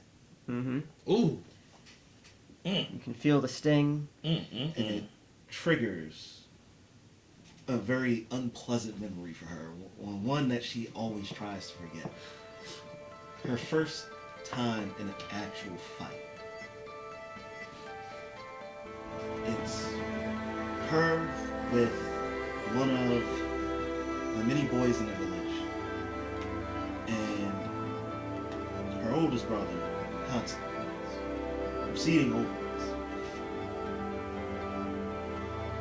The fight is basically over a dispute in a game. They were tossing javelins at a target. Ronnie split the boy's javelin straight down the middle by accident on toss, just trying to hit those up. She tried to apologize for it. He kind of exploded about it. Began pushing and shoving. And Ronnie was about to deck the guy, and her brother said, hold on, before it gets that far. If we're going to settle this dispute, we settle it the way we always do. Everybody came out. He made his grievances. she made her defense. And it was decided that the winner of the fight would basically be the ungifted part of this particular scenario. Ronnie wasn't paying attention to the way he got a hit on her. She dropped and immediately hit her head against the rock that was sticking out. And you can feel that searing pain again as the whip just kisses the back of your head. Striker, Lothar has got his steely-eyed gaze on you. What did you do? Damn. What the hell of a throat. I told you, I didn't like the way he was looking at us. You said too much. I didn't know. I was looking for the gold. I didn't find it. Until whatever that thing was. We fought. I lost 2 lives. Never just trying to battle, man. I'd rather die from whatever he's going to do than ever go back that way. Ever. Roll a 12 side for deception. 12. 2. 2. A 2. And Lothar looks you up and down. Hard look. Shakes his head. If you will tell me the truth, I may consider sparing you, friend. But if you're going to continue to lie to me, and he motions again to Johann. 1, 2, 3 across the back. Ooh, decisions. Take another point, Ronnie.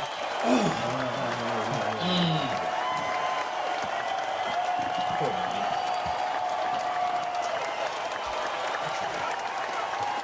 I tried. You were here. I'm simply to find something. You were told. You went east, right? Northeast. You went north. You were told it was in the west. Didn't want to come back. That's what that person was. It was very powerful. It could possibly destroy villages in the sweep. What is this, anime rules? Anything to get a place. So we decided to go east. We didn't realize it was our intel. We're wrong. What we found was that thing. But luckily we killed it. And now we're here. So we're taking the head back. Tell them, look, it's done. We're done. Can we just all go our separate ways and be at peace? I lost my friend. The other one lost her brother. I just want to live. And if I'll take the blows. If it means that much to you, I will take the blows. Cut her down, I'll take the rest. I think I might take you up on that, but first I would know more about this thing you claim to have killed. Was, how should I say, imitation? There's definitely a monster. It's definitely a monster, but it can talk like a human, which is weird. Exactly, that's how I looked at it. Striker, you're saying too much again. I'm saying just enough. Indeed, I think you are. And he motions again. 1, 2, 3 across the back.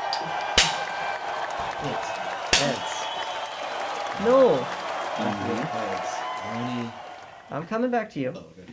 No. Mm-hmm. You finish wrapping your arm up good and snug. Bleeding is lessened. Although you still can't feel the cut at all. Whatever that salve was, it does its job. Okay. You pick up your pot of gook. And I call it peen salve. There you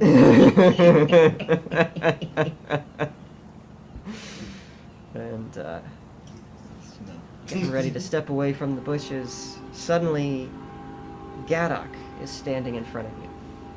You didn't hear her run up, but there she is. And she looks like she's out of breath, panting hard. The nasty blood-soaked sack with the head in it tucked under her arm. Do you know something?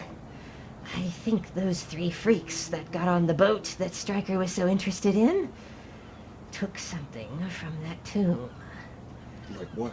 I don't know, but when they got aboard, I was already on the other ship telling them to get ready to leave, and I felt this weird feeling. It was like ooze all over my body.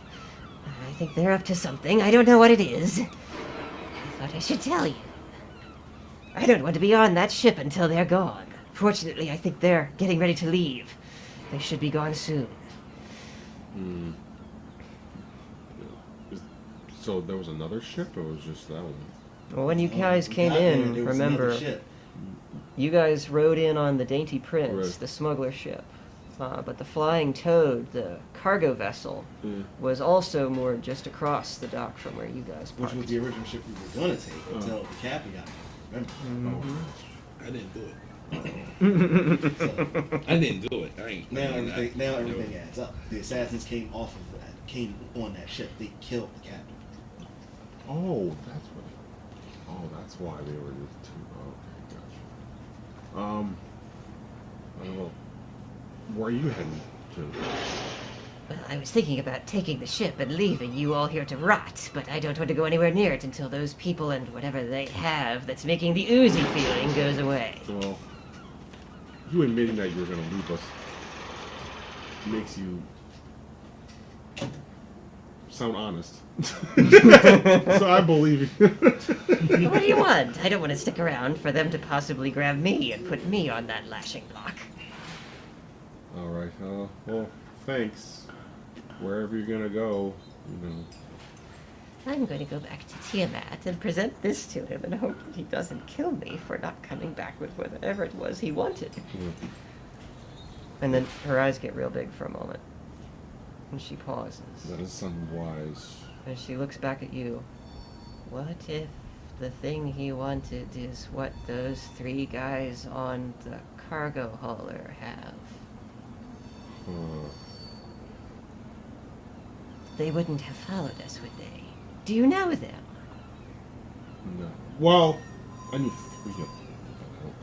I don't know if they were going back to the ship. What if they have what we went after? What if Tiamat gets word of that? I don't know. I would like to go to the ship, but I can't leave my friends behind. I don't know what to tell you. I'm not going anywhere near that ship until those people are gone and whatever evil they have with them. Did it look like they were leaving soon? They were getting ready to cast off lines when I left. I didn't expect to see you here, but I thought I should let you know. Alright, let me go do some recon. I want to do recon. Alright. Give me a 12 side for stealth. Stealthy I stuff. promise no barrel this time. Aw. 7. A 7. Solid null. Oh, you said solid. Oh, sorry, wrong side.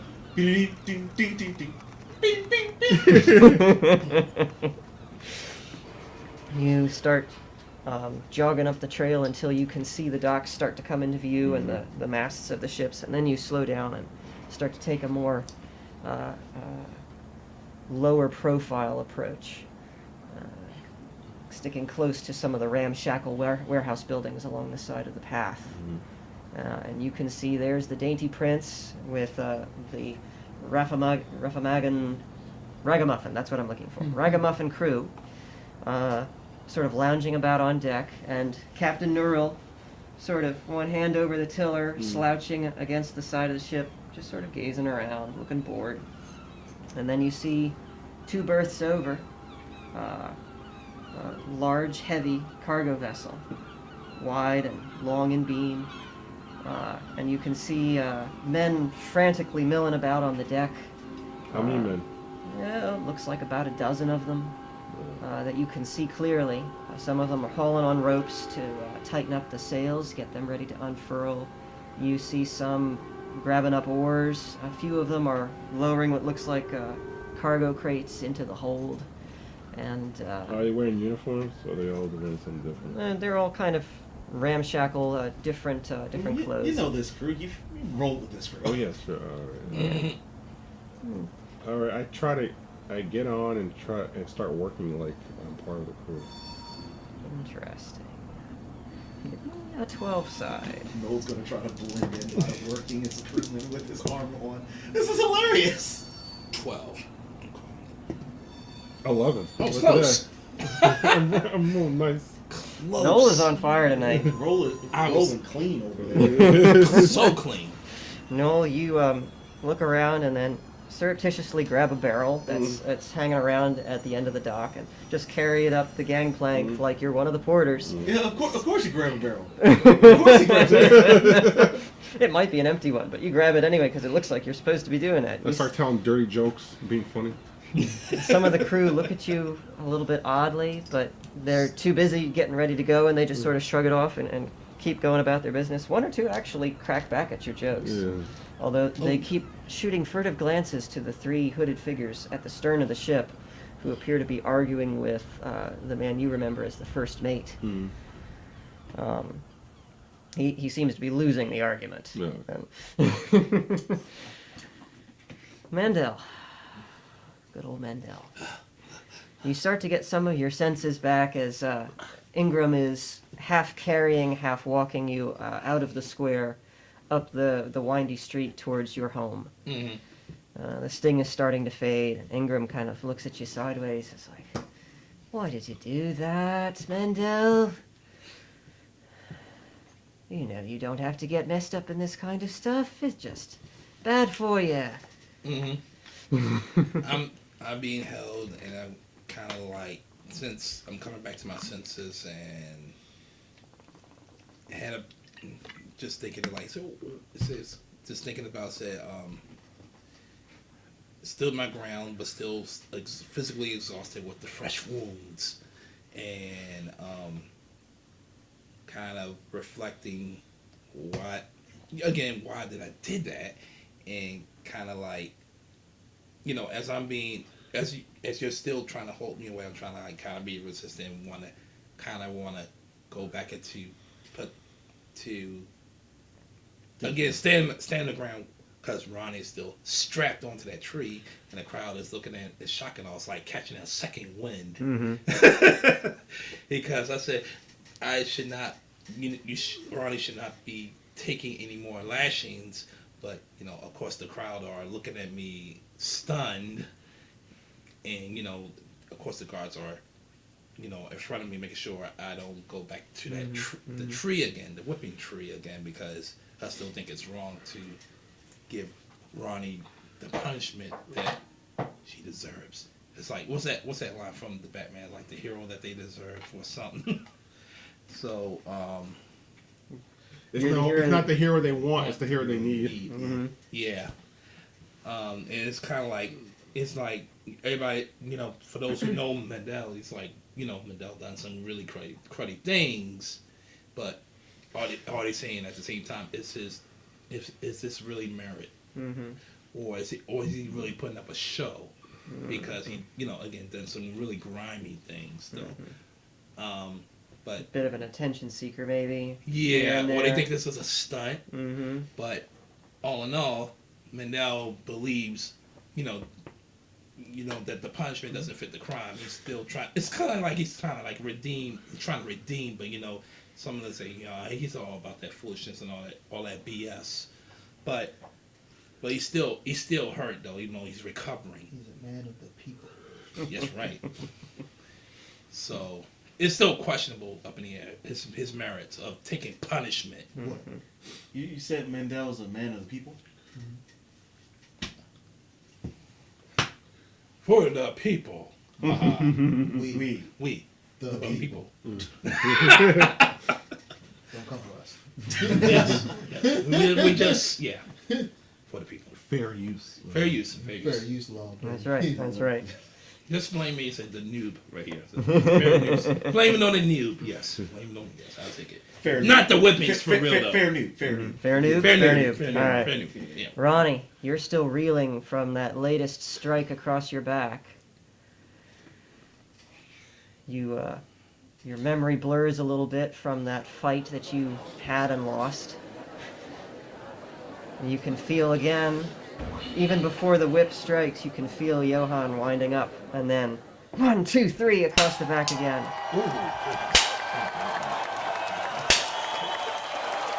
Let's have it. Heads. His tails. Take another point. I didn't even see it. I was just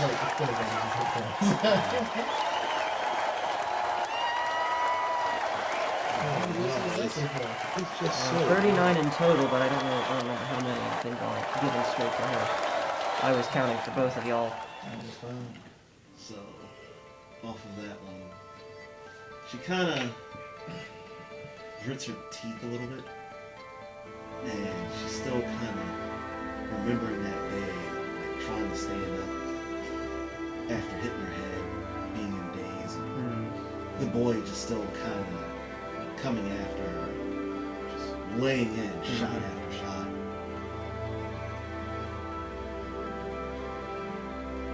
Pretty severe loss. Bump on the head, and then that was enough to turn the tide. It's a rough way of it. But the brothers didn't stop him right away. He let it go for a minute or two. He always wondered why. Was it an education for you or for the boy? Never quite figured that out.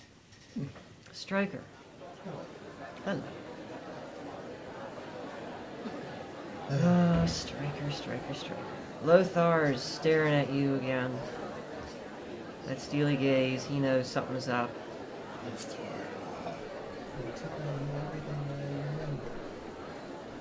You're not telling me everything.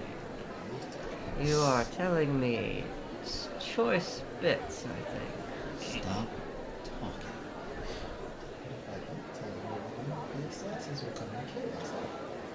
You don't know anything about the Yeah. assassins. Stop talking. Saying stuff out your mouth. You stop talking. You know what? Why are you still here? Because you're being an idiot. And again, have you seen my head? Your head is in the belly of that monster we just fought. What? Well, he's dead. It's not digesting or anything. He's dead. What? Oh, this is a disaster. How will I ever pass on and be in Nirvana with the other dragons? But you still have your head on your spirit man. So what are you complaining about? That's besides the point. I don't think people can resurrect, man. I think you just have to accept it. This is completely not the way I want What it is to he go. going to do as I'm doing this whole conversation right now? What's Lothar doing? Yeah. He's looking at you like you've lost your mind, because you're muttering to yourself. And I go back. So, am I going to take half of the lashes now, or what? What are we doing? And he hears Regios in his head, but he's ignoring it. He's like, He's scratching his Yeah, head. want to do the lashes now? Yes, now? What did you do? Nothing. You weren't this crazy the last time you were here. What Just happened? tell him how many times you've hit your head. Oh, in the serpentine. Don't forget to mention the serpentine. So, you got time for a story? And he looks at Ronnie and looks back at you, as long as she is alive. Story time. Story time. Flashback So- time. Flashback time. That little dig about her being alive, does Ronnie hear that? Sure, he's not that far away. Flashback story time. Ronnie slowly, just so slowly, turns her head, That hurts too. gazes down, she grits her teeth through all the pain. She's just looking at him. And she manages to mutter out to him, I will survive this, as I have survived everything else that's been thrown my way. This is nothing compared to the shit I've dragged myself through. And you are nothing.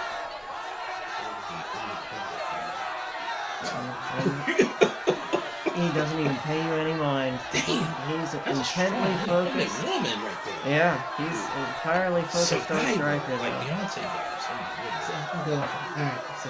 my goodness. Fair use. Fair use. Noel, Yes. we're back to you. Yes. The sailors are starting to cast off the mooring lines and getting into position with the oars to push the ship away from the dock, with you still aboard. So far, you've passed unnoticed as one of the crew. Solid Roll a snake 12 style. side.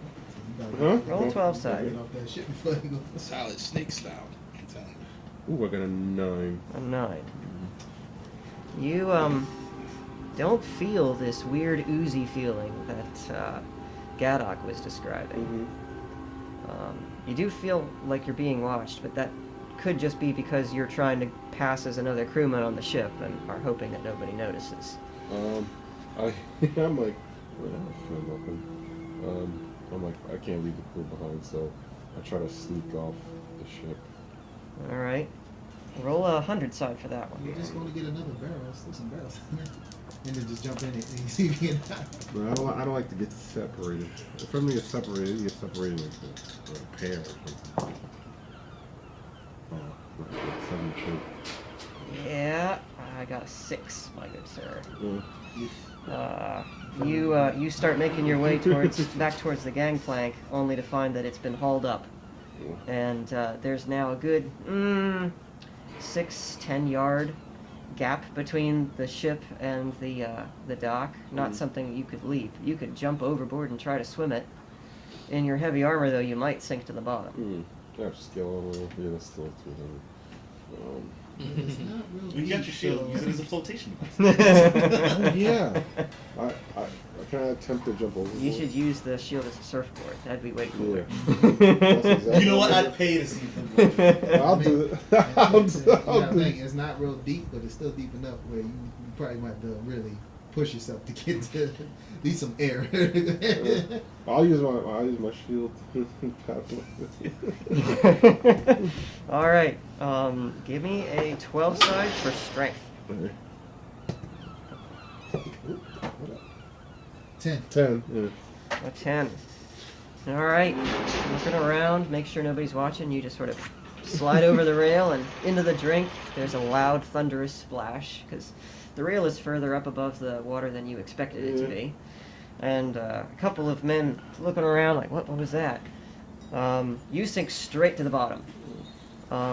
And irritatingly, you go all the way down, your feet land heavily in the mud, which is pretty thick at the bottom. You're only like 1.5 feet below the surface of the water. But that might as well be 5 feet below the surface of the water, because you're paddling with your shield, digging in and flailing the arms, and your feet don't come off the bottom at all. Okay. You're either gonna have to run for it, take something off, something. Oh, well. How far? I'm at 10 yards away, you said? Yeah, about 10 yards from the shoreline. And the ground does slope upwards towards the Okay. shore. You might be able to make it. No, I'll make it. I mean, I can hold my breath. That's not bad. 10 yards is nothing. All right, give me a 12 side. If you think about it in a football field, Yeah, it's not that long. a 12 side? 30 feet, 12 side. Yeah, this would be another. This would be a Constitution. check. 7. Dang. 7. We have balance Your right off con the- modifier is a +3, so yeah, you holding your breath and slow walking through the mud and the water, and slowly the water level gets closer and closer, closer and closer. Finally, you're just able to stick your head up above the water. And looking around, looks like the ship hasn't noticed that you jumped overboard. They're Great. continuing to push out to the main flow of the river. Well, I guess I have to tell the crew about this later. But you go meet back up with them. All right, heading back. Mendel, I'll leave this as a question for you. Ingram is trying to guide you back to your house, where he can set you down in bed and you can try to rest from your injuries. Are you going with him, or are you going to try and turn back and stay to watch? Well, got it back into the house is still feeling the stings of the wound because it becomes less intense. I guess I'll hang back and just when I think about resting, again, kind of like that James Brown with the robe, going right back into the square where Ronnie is still getting those lashes. It's because it's a part of me that says like, oh no, I still want to. What am I proving? And it's I survived. I was given mercy, and there's a part that said to go back and still be apprehensive against my little brother who freed me from the tree, and I say no, I'm still the. I want to go back into the square. I want to go back. I want to go back. I'm hobbling. I'm skipping, and Ingram's still trying to prevent you from going back in there. Yeah, and the blood is dripping from my back, and I'm seeing visions of my parents. It's kind of like saying like I know I'm hallucinating, but I'm going back and I'm crawling, I'm groveling, and Come on, Mandel, give it a rest. I know, and all of a sudden I just faint right on the in front where Ronnie is still bound like this, like this. And Ingram looks up at Lothar apologetically. He's like, I'm so sorry. I tried to stop him. Cough, Lothar's cough. not paying any attention at all. And still look defiant and he's sad face. Yes, Ronnie. I just have a quick question. So I'm looking at the Path of the Berserker. So technically, this coin flip, would that count as a saving throw? You make me look something up now. I'm just curious. Because if it counts as a saving throw, I want to see if you'll allow me to do something. Oh yeah, did I mention it left like kind of like a blood trail? Yeah, a little bit. Coming back, and laying right across horizontally, because just to say, you see the fresh wounds from the cat of nine tails, and people say, "Go home," in the crowd, like, just like they understand, but they also kind of disgust it because they say, "Well, they know I'm trying to prove something once again." You know what? I'll allow it. You allow it? Yes. Okay. No, sorry, not Mendel getting put up on the tree. Yeah. Go home, Roger. Ingram's still trying to like pull you back away. I'm like, yeah, but I'm still weak as a kitten, but wanting to prove a point. Like, what's the protest for? You're making a fool of yourself, Mendel. Come on, come on. Yes, I'll allow it. If you go into rage, we'll flip the coin twice and take the better of the two. Okay. So,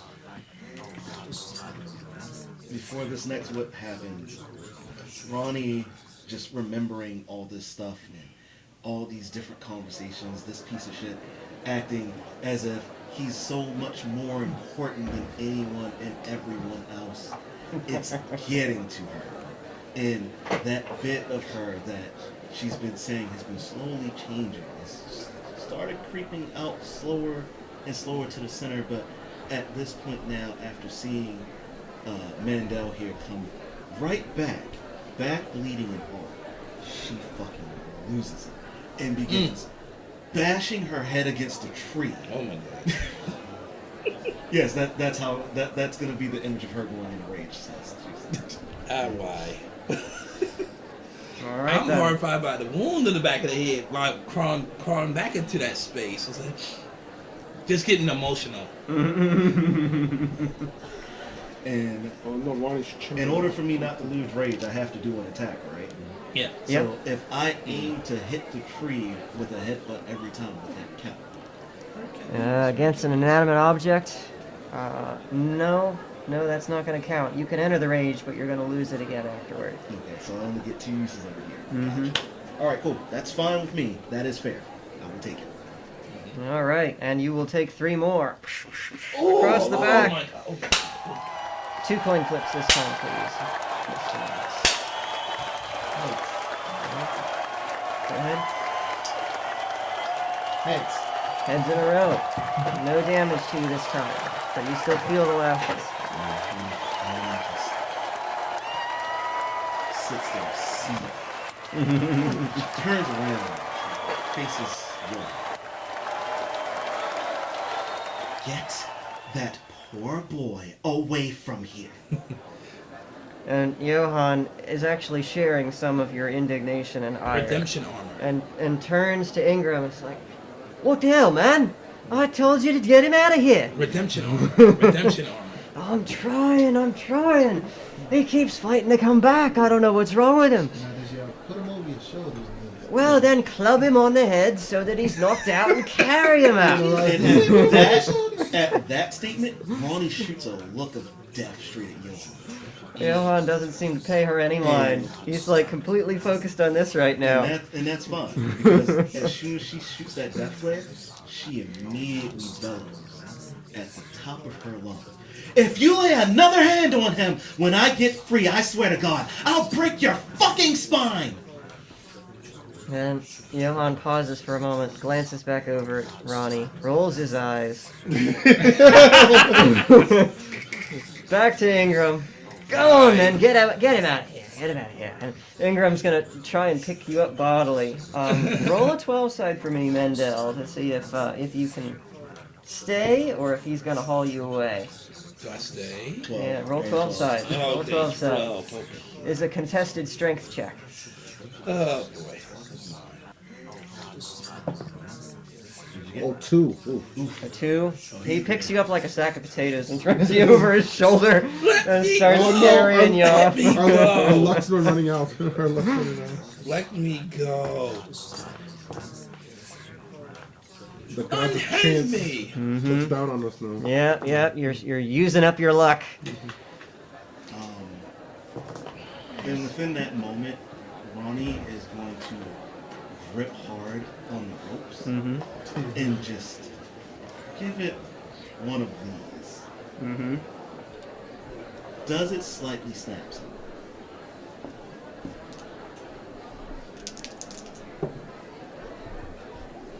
They feel very firm.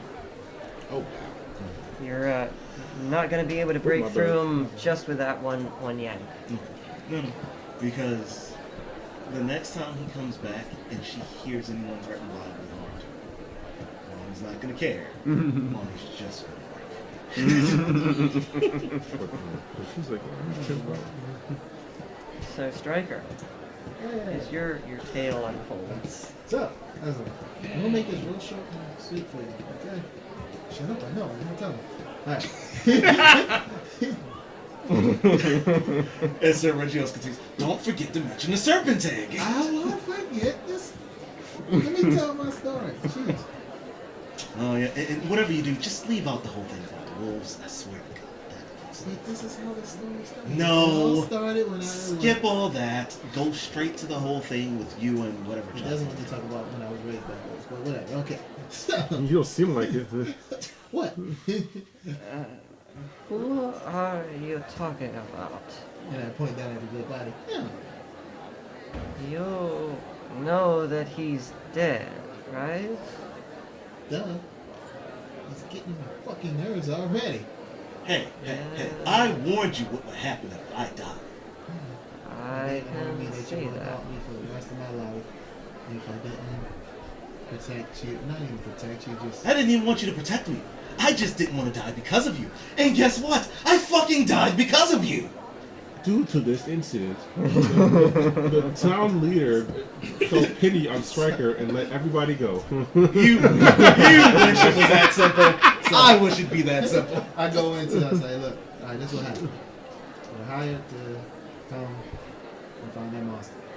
Along the way, we kind of got into some trouble with some assassins. I.e., we're in this situation right now. This dumbass decides to try to kill me. It was a fucking contract. Because he was paid more Legit. by the guy who hired me to come do this thing. Stupid Very job. legit. But then, he failed. Obviously. I didn't fail. Well, okay. Let me tell the story.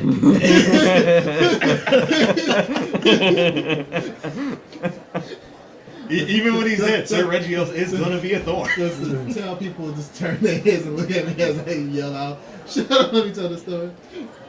Lothar is just looking at you like you're completely off your rocker, but he doesn't say anything. You keep going. So then we hop on the ship. We got attacked by a serpent. I killed the serpent. Well, with me and my no luck. With me and Noah, the other guy that was here, he helped. He was here, right? You did see him, right? I'm not crazy. Yes, I'm pretty sure. You know, saying you're not crazy makes you seem more Shut up! You know what? Him talking about that chair make me want that chair.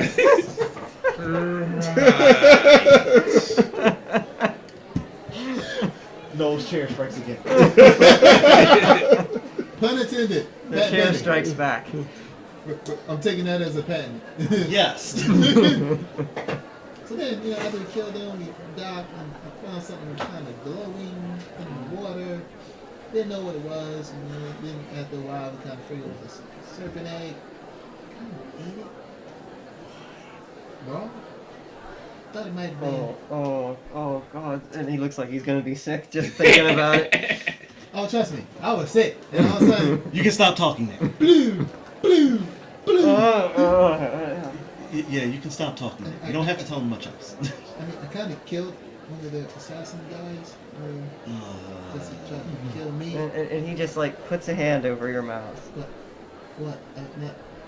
And I don't want to know about all of these misadventures. Okay. I want to know what you were doing in Dustmoor. So that. We get into it. I don't want to get to it. I want it now. Okay. I just gotta say this one, but this is why we're here. So the guy that hired us, we kind of came full circle back to him, and that's why we're here. We was supposed to go this way, but we went that way, and we ran into that thing, which tried to kill us, and ta-da! We're here now.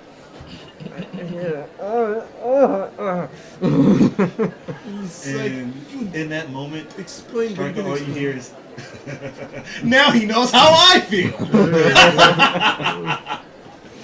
And I started twitching you are dead. Shut up. Go to the other side. Go to hell. Go to the North Gods or whatever you freaking go to your dragon nesting egg. I am waiting to be let in. I'm sitting in, I guess this is purgatory? No, this is your hell. Wait, no, this is my hell. He's like possession technique, and then you take something from Jason Ryan. Oh, come now. That's not a real thing. Possession jutsu! As I finished that, like, I turn back and look at him like, I need help right now. And that's how it happened. And then I just go, you know what? Just kill me. Maybe if I die. Hey, He'll what part leave of me you're alone. not allowed to die unless I say so, don't you understand? If I die, I won't have to deal with him no more. You know what? Ronnie, I'm taking your place. maybe my mind will become clear. And I start walking towards the tree. And as you say that and start walking, Ronnie fiercely snaps her head towards you, and all you just see is just straight anger and rage. You know what? What would I say if it was no? It kind of crossed my mind. I was like, damn, you might be right. You might be right telling me. And I just walked back towards him. I was like, so, can I offer you something? You know, can you protect me? This creature that you say attacked you and you killed. Describe it to me. Don't you do it, don't you do it, don't you do it, don't you do it! Kind of like a wall, but human face. Like, you ever heard legends of like a wolfman type of thing? At this point, he's so doubtful of your sanity that he seems to just sort of nod his head like he believes you. He's like a wolf man, but Right. I'm curious, so just, you know, Striker, I can't really tell if he actually believes you or not. But since he's just agreeing with you, keep rolling with this. Just keep going, keep going. yeah, kind of like it's yeah, Wolfman. I'm trying to explain it where it don't sound like I'm sounding crazy because right now I feel like I'm sounding crazy, but so much going on happening. And you see my like I'm having an emotional breakdown because like this motherfucker won't stop talking in my head. Oh, it's gonna be okay. The woman that my friend is getting beaten, like, and then Noah's not here, and I'm like, you don't know what I've been with this ass, man. This guy, he almost got me killed 500 times, and I only known him for almost 2 years. How the fuck does that happen? And it was like, then my parents died, then my wolf family died. Oh dear God, not the wolf family again. And Noel, you sort of stumble back into the group, squishing boots and everything, right as Stryker is having like his mental breakdown and babbling all this to Lothar. It means that Striker acting crazy again. Oh, Striker, man. I'm not crazy. You know, And then I start rocking back and forth. I'm not crazy. you know, the more you say it, the more you might actually believe it. I'm not crazy. I'm not crazy. Sure. I'm not crazy. Sure. Radio. I'm not crazy. Just want me to go home. Lothar looks at you sidelong, nods slowly. Crazy. Yes, I think it's time for you to go. Yes. Hey, can I You hug? have to believe me. Can I hug Striker? Says, I believe you, buddy. Let's take a walk. Here's a glass of Hey, milk. just don't and- forget to pick up my body, you asshole. I should let that body burn right now. I can help you. Let me help you. And he steps a little bit closer, puts a hand gently on your chest, pats your shoulder. So your chest starts to feel a little warm. More than a little warm. Actually, kind of a little hot. Actually, I'm fine. All right. you Okay. can feel a little bit of sweat building up, and It's okay. It's is that fine. smoke? That smells like smoke and bacon. Hey, I'm not 100% sure, but I think this guy's trying to cook us. Cook us? What do you mean he's trying to cook me? Wait, I'm good. And about that moment, you suddenly see a flicker of orange and yellow at the interface between his hand and your chest, and suddenly you feel like a horse has kicked you in the chest. And you fly backwards with a big cloud of smoke as he blasts you in the chest with a fireball. Wait, you could do that? You didn't do that? Oh crap! And then I just go like, you know what? I'm just gonna sit here. And that's 6 points, sir, of fire damage. Ooh. Yeah. Burn. That brings me down to 19. And he glances over to Johann, and they are all insane. Kill the woman. I will deal with Stryker. Are you with either of them? I sure am. Get in line. I'll come to you next. Wait! I get up real like, oh wait. Fine. And I look at the dead body. I'm like, you say anything, I will kill you. Dead body. I look at Noah. I was like, and I look at Ronnie. I'm like, I'm sorry. If you go that way, past the mountain, Stop talking. you will find. Don't do this. Oh, while he's talking, I take the flat part of my scimitar and slap.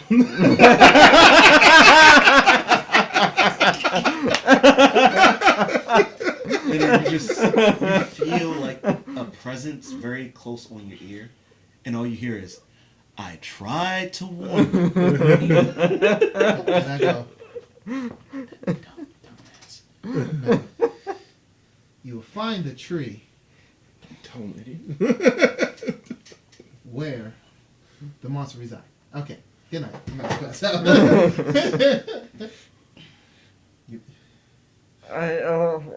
I don't know what to do with them. A part of me wants to kill them. A part of me wants to question them. Question. Hearing all this commotion and what sounded like an explosion, Ronnie's had enough. Mm-hmm. Ronnie attempts to break free completely. All right. Struggle Give me the 100 side. No, 100. No, I'm Not a fake. 12? Not a 12 this time. Fake passed out. Just to let y'all know. I'm fake passed out. I hope to break free. What do we got here? That's a not 69! Get out of here! It finally happened! It finally happened! It looks like King Kong breaking out of his tensile Oh. steel chain. Oh, this is the most beautiful moment of my life. How do you want to do it? At the point where he says, I don't know whether to kill you or question you anymore, Ronnie closes her eyes, takes a huge deep breath, and in that moment, she remembers being on the field with her brothers sitting there, loading up bag after bag after bag after bag of rice on her back and saying, you're not done until you get all 100 bags from here back to the house. Another memory flashes of her father out there while she's pushing the tiller and just forcing herself, saying, keep it going, you're almost there, just another half a yard. And her mother literally sitting on her back as she tries to push her way up from under her mother's weight. All this is a punishment because she forgot to take the laundry out to the to the local hole and wash the clothes in the house that day. All these memories flooding back, memories of Uncle Alric and her other uncles all getting together and tossing, for some reason, boulders at each other as a game. She couldn't really quite understand how they were doing it. But they would get like smaller rocks that were about heavy enough and they would pass them to her, and every time she would catch it would give that force. And every time she would fall over, they would tell her, no, you can't let go of it, you have to get up, just like that. As if she was holding a medicine. So all that starts flooding through her mind. And enemy as top. she pulls down on the ropes and they snap, and she kicks her legs free and the ropes snap down at the bottom, and she just turns around and marches straight to this man, The villager. who she refuses to learn his name at this point. She is tired.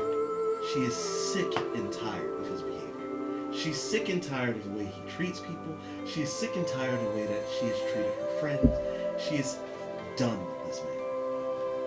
And she walks over,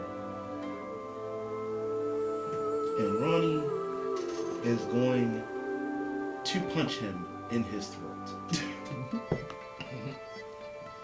Johan is actually so stunned at Ronnie's feat of strength, tearing through the ropes and freeing herself from the tree, that he doesn't try to stop her as she approaches Lothar. And Lothar is still like standing over Stryker, trying to decide whether to fireball him again or try to question him again. And what kind of sense can you get out of a madman? When all of a sudden he feels a tug on his shoulder, and he turns around, and then there's this just fist to the throat. Then he Fist to reels face. backward and falls flat on his back. And I look at it, I'm like, wow, yeah, let's get him. You say that Ronnie puts a hand up, and she grabs Lothar by the throat and pulls him up to his feet. You have been proven to be a worthless human being. Our deal was between us. You put your hand on my friend. Our deal was between us. I don't care what that kid said. I don't care that he's your brother. You hurt him. And so now that you've broken our deal not once but twice, I'm not gonna give you a third chance. So let me ask you, what would you like broken first? Your arms or your legs? and he seems to be trying to whisper something to you. Your grip on his throat is a little too hard for him to make it out. I'm like, his neck. Sitting there, kind of halfway out of it. Like, his neck. And Ronnie pulls ever so closer to him. I ain't letting you go. So you better just mumble it out. Your face. And with that, he opens both hands Fireballs. right up next to you. Fireballs. Fireballs. Ronnie, as he's doing that, just pull him into the fireballs. As he's doing Ooh, it. all right. You had to roll for that. Give me yeah. a 12 for a dex to see if you can manage that. All right. 12. Wow, Nice. oh, you got our luck now. Oh my Wow, God! Two man. amazing. Okay. Shut up. Don't say nothing else. No, yeah, Don't you say it. Don't say Be it. quiet. You're gonna jinx it. No, Be I quiet. Okay, I'm trying to calm myself down because that is just amazing. That is amazing. Ooh. 2 fireballs flash in your face, but you manage to pull him forward so that he's engulfed by them just as much. You both take 4 points of burning damage. And you hear him go, ah, a strangled scream as he's burned by his own flames. Now he's going now. And I go, I can get up now. So as I pull him into that flame and I catch the brush of it and it clearly sears me a bit, Ronnie just, still with all the intensity, she pulls him forward, takes him by his neck once again, and tightens her grip. She lifts him into the air and slams him straight on his back into the dirt, but does not let go of her grip. Alright, give me another 12 side, this time for strength. And then while this is going on, Oh, Noel, and I'm in, Yeah. what are you doing for the Oh. bonus? and While she's doing that, I look out for any other, people trying to come in. I'll just like defend against them. is that Alright. strength, right? Yeah, strength. Okay, so that was an 11 plus the 5, so that's 16. No, yeah, he rolled a 1. Dunzo. He's dead. You hear some satisfactory crunching noises as he hits the ground. Probably broke a couple ribs, maybe his No, no. collarbone as well. Remember, he goes like, oh yeah, that rock that hit my head. Was the rock underneath him? Ribs. And Ronnie takes a step and steps on his right hand Oh my God. and looks down at him. You, for all of this talk of your religion, for all this talk of being a decent person, you are the worst person I have ever met. And then, Hold on. Before you do that, are you still holding this door? yes, I am. Because I was gonna say, you let go of the door. I was just gonna wake up real quick. Straight in his neck. That's a whole dex roll we gotta wait on. Yeah. So Hey, I'm instead- right next to him. You lay, I'm right, literally right next to him. I just go like this. So instead, Ronnie is just going to I'm gonna toss it with my knife. huge stomp Ooh, never mind. I to like his break his arm. Okay. Alright. That'll be another strength check, and you get advantage on this because you're still raging, as I recall. Yes, that's a 6 on that one, and that 11. one's an 11, so we'll take that The again. 11, yep. That does it. Striker lying next to Lothar, you hear a loud crack as Ronnie's foot comes down on his wrist. I was like, Mortal Kombat style. that wakes you up like, oh wait. And I look over, I said, oh, that was you. At this point, Johann is going to surge forward and try to protect Lothar. I'm gonna need all y'all's, except for you, to roll 20 sides for initiative. You were first. I don't know if this I got a 12. each other over. Wow. 12 for Noel. Yes, you saw that, right? It looked like it hit 10, but did it No, it, bounce was, over? it went 16 and then it went to 8. Oh, So I'm 8. Ronnie is a 9. All 8, right. 9, 12. Okay. You got 12. Okay. And Johann actually has the first move. He's going to try and bowl past you, Noel, to get to Ronnie. He's tossing the whip aside, but his quarterstaff is still leaning up against a building. So he's defenseless. he's pulling a club out from his side, and he's going to try and club Ronnie in the back of the head. I do a swift kick. A swift kick. A swift kick? You're going to try and trip him or something? No, I'm doing like the little kind of like a stomp kick to his head. Oh, you're gonna front kick. Yeah. I'll say, give me a 12 side for Dex to see if you can Throw the kick jump fast your enough. jump your turn order to do this. Damn, 2. No, not it. Not gonna jump your turn order for it. You guys took a look. That's a lot. 23 to hit. Yeah, that's it. Yeah. So he's gonna club you in the back of the head, Ronnie, while you're standing over Lothar. And that is 8 points of bludgeoning damage to the back of the head. Ouch. You're seeing stars with that one, honey. Oh boy. Oh man. Now it is your turn, Noel. Okay. So I just want you guys to know that. Is she? So he obviously has advantage over her because she's like dazed. and Yeah. stuff. Okay. Question: I'm dazed. Did I stumble or hit the ground? No, it wasn't that hard. For 8 points of damage, why not then? Do you want to? Do you want to stumble It would and make fall me then? feel better about it a little All bit. right, stumble and fall. Okay. Are you gonna fall on top of Lothar Yeah. Yes.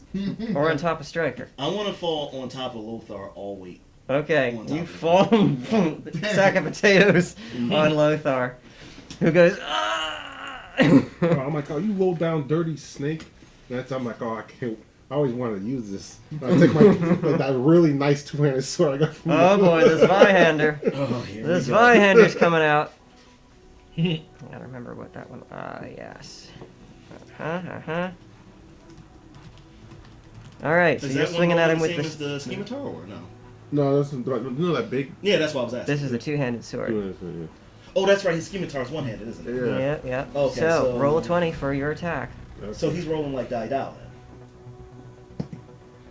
Oh, I got an 8. An 8. Not quite enough. You swing with the Zweihander, and Johann steps aside, although now his attention is diverted away from Ronnie, and he's now looking at you. More than a little bit of concern in his eyes. Club versus two-handed greatsword. Yeah. He's not really liking those odds. Let's see. Yeah. Mr. Stryker, you're still on the ground. Ronnie and Lothar are now on He's the ground spooked. next to He's you. focused on me because I have So- a too big a hand sword. I already know what I'm about to do. So I hear the kaboom. I go, God damn. And I hear, and then I wake up, look out like, okay. And I see him. When he turned around and looked at the door, I said, oh, okay. So I get up as quick as I can, take my sword out, and just go straight for his neck. All right, spend your movement to get up, and then using the action, give me the 20 side for the stab. That's a 12. 12 Whatever your attack modifier is. plus 5. Oh yeah, that definitely hits. Yeah. Roll for your damage. You're using the short sword? Yep. Why in the world do you butter have that? knife. That's not right. Would you have it as? For some reason, I had put Noel's two-handed sword on Stryker in my chart. That's just me messing up. That wasn't right. And that was, He has that really nice bow and arrow, but he doesn't have the strength for it. Yeah. Mm-hmm. was Yeah. that 1d6, right? That was 1d6, yes, plus 3. Plus 3. 6. 9 damage 9. total. All right. Let's go right for the neck. I go, oh, mother. And you stab at him, aiming for the neck. He sees you out of the corner of his eye and turns. And his eyes get real big, and he leans back trying to avoid it. He manages to narrowly avoid you cutting his throat, but your blade skips across shoulder and collarbone all the way to the other side. And he's clutching his chest as he stumbles away. Motherfucker! Oh my god! Oh. No one touches my friends. That's what I quick said. I come sane real quick. I was like, it brings back all the memory of my friends and family dying around me. I was like, Hey, Strike, you're somewhat back. well, hold on, I go this. And I look at this. I was like, I'll deal with you later. So Reggie, and they go like, oh, goddamn, he's not all the way back yet. And Sir Regios just sits there and smiles.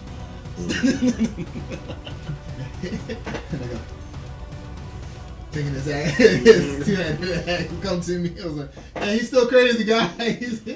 I was like, but I'll be like, for all serious, I go like, "You touch him again. Next time, it'll be your head." Give me a 12 side for Intimidation. intimidation. Yeah. 10.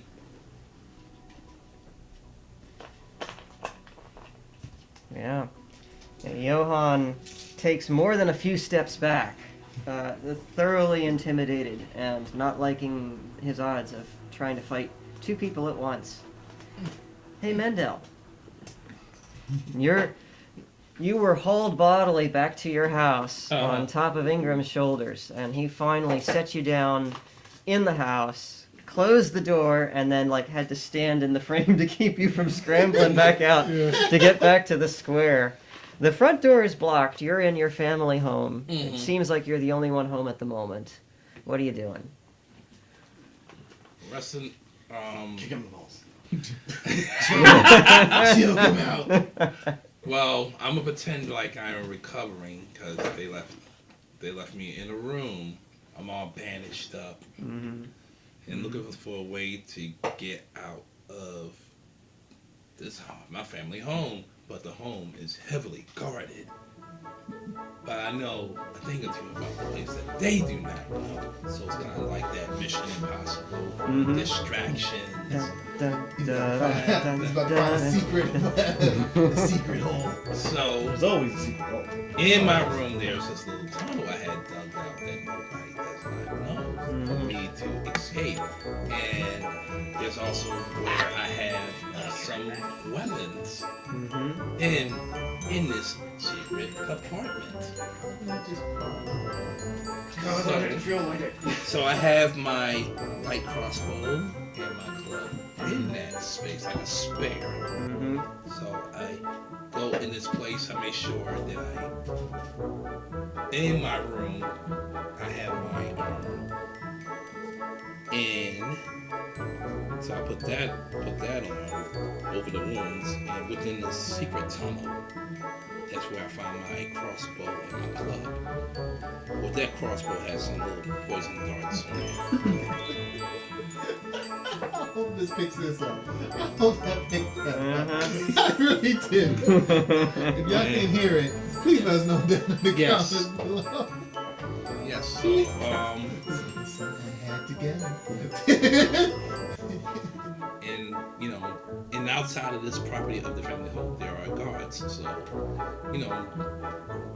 being stealthy, like Assassin's Creed stealthy, and able to maneuver, and going right back again to the space where this is going on. So pretty much it's just like maneuvering. All right. So I'll have you give me a 12 side for dexterity, which is the stat we use for stealth checks and evasion. Yep, 12 side. Give her a roll. Let's see what you got. 11. Yes. 11. You get your gear and work your way towards escaping the grounds of your family home. What were you doing, you fool?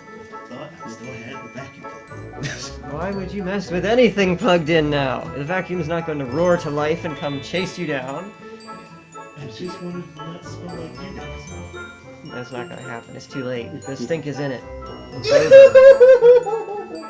You duck and weave, Mendel, and manage to avoid the handful of people watching the house and get outside the low stone wall that circles the house, and you're in the street. And Ingram, the guy who carried you in, is still standing at the front door thinking that you're inside, trying to make sure you don't come back out. He has no idea that you managed to get out to the street. Oh The yeah. Mission Impossible actually worked. Dun dun Got dun my dun. light crossbow. Wait. How did that work? But he couldn't get Metal Gear Solid. It was kind of like that. Then again, I rolled bad, so The dice have spoken, yeah. They Haha. didn't want you in the barrel. That's all. The So Mendel, discrimination. you get back to the street and you make your way quickly back to the square, your armor and gear on, and you come upon this chaotic scene where it looks like your brother is on the ground making out with the red-haired Getting woman it in. who was getting strapped a moment ago, and it looks like the bearded fellow who looks kind of shifty and maybe isn't all there is tangling now with Johann, and that big dude that was there earlier has a two-handed sword out and is threatening Johann, who has blood all over his chest and is looking thoroughly scared. I got my sights set on that big guy. With my poison tip arrows with my light crossbow. All right. Oh my gimmick. Give me a I 20 love it. side for your initiative order, sir. So this is what dictates what order we take in combat. Yeah. Holy crap, 10. A 10. All right. Put that in here. Yeah, he is. So, Johann is backing away from you two guys, clutching his chest where your sword slashed him across the collarbone, kind of wild-eyed and worried. Yes. Where was Ronnie in rotation? You're coming back there. You kind of lost your turn since you fell on top of Lothar. Yeah, he's not doing anything. He's out of commission at the moment. Johann backs up a little bit, eyes dart around, and he quickly turns and books it towards the building where he had laid his staff. And gets over there and grabs the staff, turns back to you guys, and he's holding it like this, like, now what do I do? Oh shit, oh shit, oh shit, oh shit. He doesn't come towards you guys, but neither does he leave, because his boss is lying on the ground underneath Ronnie. So is he worth it? Your life?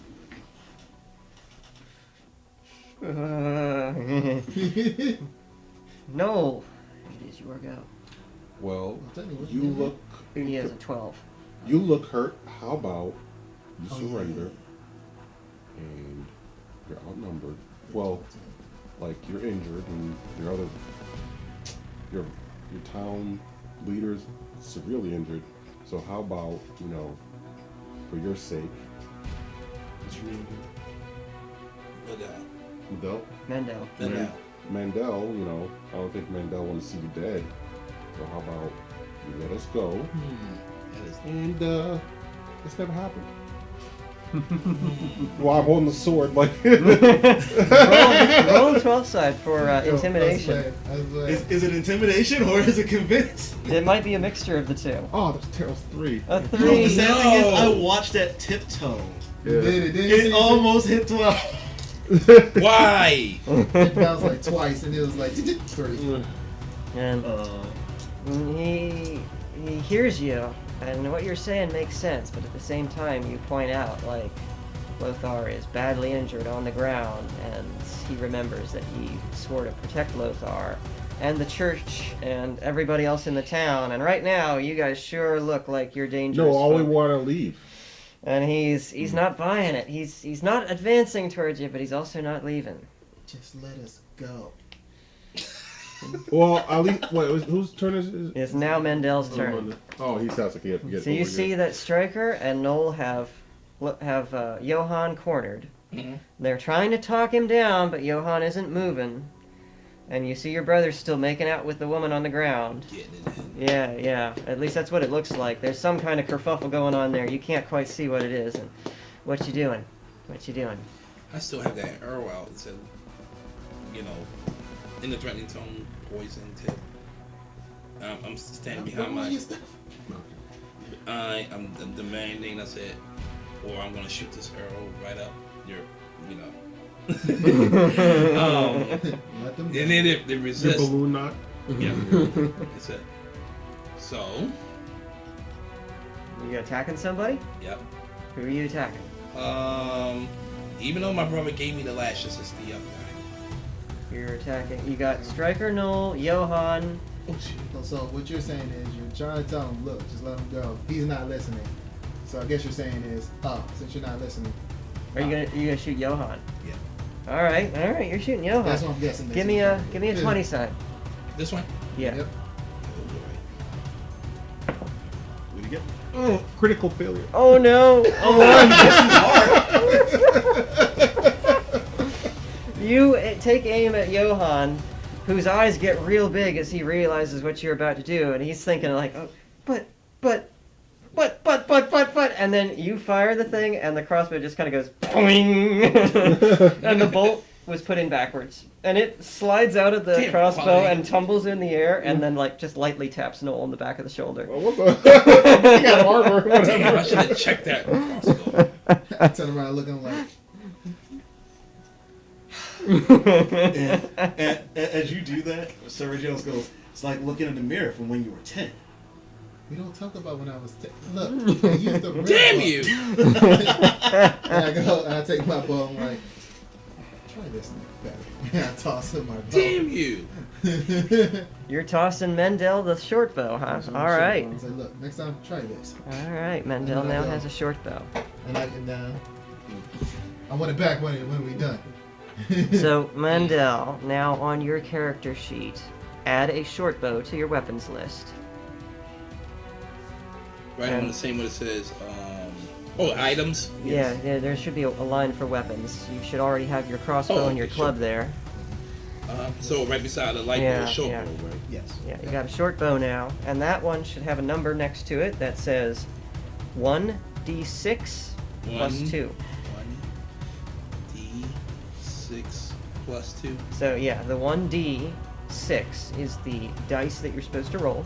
You mean this one? Yeah, that's right. Mm. And then the plus 2 is what gets added on top of whatever you roll with that. So that's the damage that the weapon does. Right here. Yep. No. No. So the D6 is the square one.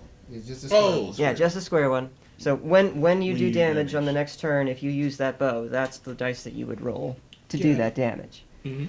Right now it's my turn. So. Actually, it's Ronnie's turn because she's got one she step still ahead of dazed? you in the turn order. No, not anymore. Oh, Ronnie, oh, yeah. you come She was to, knocked your out, head's wasn't still it? kind of swimming a little bit from that blow, and you find that you're lying right on top of Lothar, who's sort of feebly going. Oh, give it a rest. Like, you don't like And breast. as she gets up, she firmly plants her palm in his chest Mm-hmm. for leverage. Oh, you getting up? Suck it up. And Ronnie stands up and just kind of, while holding her head, yeah, that hurt. And walks towards Johan and goes, okay, that's enough, you two. Back off. And looks up at Johan. There's your boss. Pick him up. Take him home. He looks at you a little bit worried and suspicious like. We're leaving. I am done with this crap. I tried to play by your rules until he decided he didn't want to play by his own rules. He got what he got. Fair play for you doing your job. I won't come after you for that. But I do want you to know. And she just, Mm-hmm. the next time you won't be so lucky. Roll a 12 side. Although I'm going to give you advantage on that one, because he's severely outnumbered, Yeah. and his own buddy is trying to take a shot at him. And that's an 11. 11, yeah. Okay, it works. At that point, he drops the quarterstaff, kind of skirts around a lot of you sideways, keeping his eyes on all of you. Tells the villagers, let him go. Scoops up Lothar, who's just sort of hanging limply. No, oh God, let him go, no, and just steps backwards into an alleyway and disappears. Hey, don't forget about my wolves. And Oh, you and your goddamn wolves. the villagers that are all around just kind of look at each other and then scatter. I was about to say before he does go, get. And they do, they get. And they go, Off of that, Ronnie turns and looks at you while still holding your head. You didn't have to do that. and I walk over and I go, she gets it, and just the one time she just pulls him in. Mm-hmm. Mm-hmm. Oh. And Just this once, right? Just this once. And then she looks over at Mandel. She notices that he's standing there. Crossbow on the ground. Striker's short bow. There's another arrow that's on the ground. And it looks like it's behind No. And she's looking around. She's like, so exactly which one of you two is the worst shot? No, that's Howie Mandel over there. And I go, oh yeah. Off of Howie Take my short Mandel, bow she back looks now. at you. How what? I was like, I'll take my short bow back now. He wants his short bow back. You gonna give it back to Give it him? back to me. No. No, I'm holding it. I'm like, You wanna hold it? yeah, So you know what? since my bow, my light crossbow. And I go, you know what? I'll give it to you. You do have a nicer one now if Yay. you can get it strung. So I just thought about it and I looked down. I was like, oh yeah, I still got this one. It's laying next to his dead body. I'm like, move it over. Oh, don't act like that. Nice. See. You get to keep the bow, short bow. And I can get another one in there. Yay. And I go, So- you got any shops around here that sell soap bows? So did you hear while you were in the restroom? They let Johann and Lothar go. Mm-hmm. They snuck away, and all the villagers in the square disappeared. So now it's just you and this gaggle of very strange people, including the woman you saved, whose clothes are hanging just barely to cover her modesty, Okay. with strapping marks and blood And I just thought trickling about down her that. As soon back. as I come back, I said, wait, not like that, not like that. She just kind of looks at Stryker. You mind handing me my armor? Yeah, I got you, honey. I mean, Get a wound or two. Yeah. Takes her gambeson and puts it on. She looks at her tunic and stuff that's been shredded now. She's just, fuck it, and just rips them through the armor and just lets the cloth drop. As and it all of a does. sudden, you see Stark go peek up.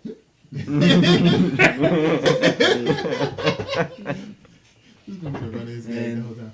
She just kind of looks down, checks her tiger's pout, Mm-hmm. makes sure it's still as it is, and she takes it, unties it from her waist, and decides to tie it across her shoulders in like this part of her sternum, and just straight across, and wears it like that. All right. Well, the gambeson kind of hides the cleavage, and then that. Dang it. Yeah, I it wanted to doesn't. see Like, It hey, doesn't help. Sorry. cleavage. Yo. Cleavage, damn it. Man, he was really thirsting. Poor Mendel. can I throw an axe at him? Oh, behave yourself. Hey, And Jason, quick beans. She walks over to Mendel, and Cleavage is life. You're a simp to your wife and all her 30 boyfriends. I mean, What did you say? Oh, go make a chair. she's probably already got 5 of them in there already. I don't know what you guys She lays talking across about. each other. But she walks over My to wife's not a Mandel, scout. and she looks up at him. Thank you. And she offers a hand. I don't know that we'll ever be back down this way ever in our lives, but if we do, I'll be sure to repay the debt. I go, like, are you sure you want to stay here after what just happened? If you're making your way to Oric, I know a place. If you're lonely, you know. You're gonna send them to your wife. What do you mean? That does the brothel. Striker, in your ear, you hear. Do you think it's 10 guys tonight or 15? Bro, I think it's 20. Well, like help with the chores.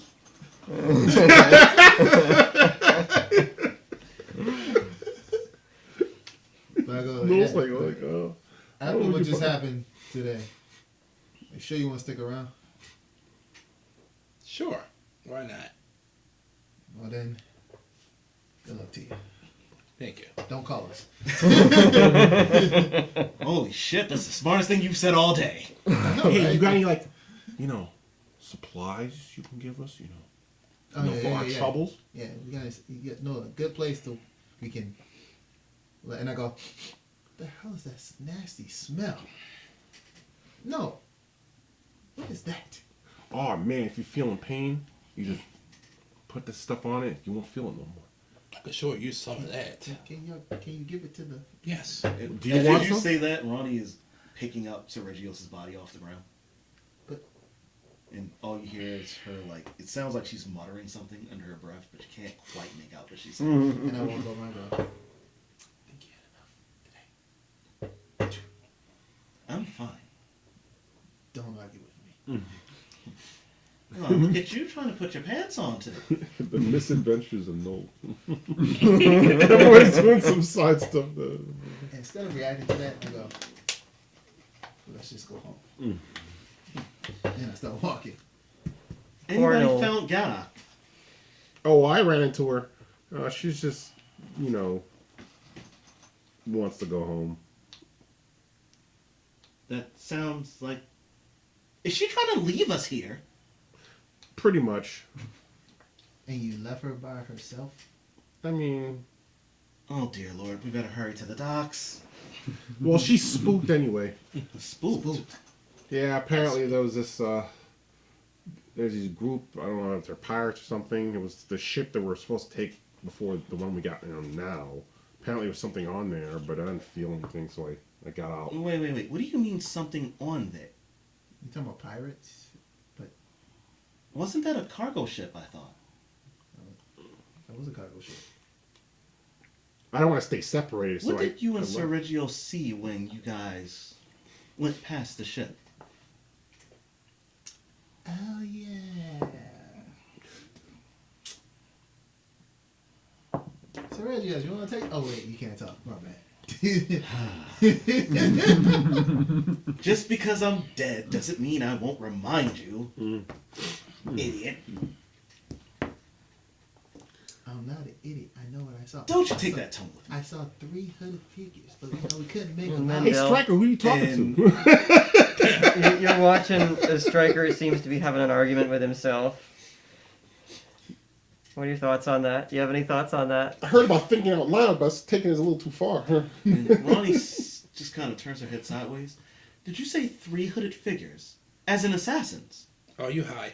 Oh, I met Twerky, Twitchy? Twitchy? Yeah, Twitchy. You saw yeah. my buddy Twitchy? He didn't say hi. Yeah, he did. As his brethren was like calling him away. Wait. Brethren. Wasn't that the assassin who was on the boat when I killed the other assassin? Apparently, they didn't die. What do you mean they Wait, didn't die? who's they? Who didn't die? I forgot his name. Hold on, let me go back. There was the one that fell overboard. There was the one I stabbed in the neck. Yeah, that one. Oh shit! And then there's Reginald. You know, the one who shot himself. Oh yeah, he shot himself. And then of course we killed the lead assassin. Well, you killed the lead assassin.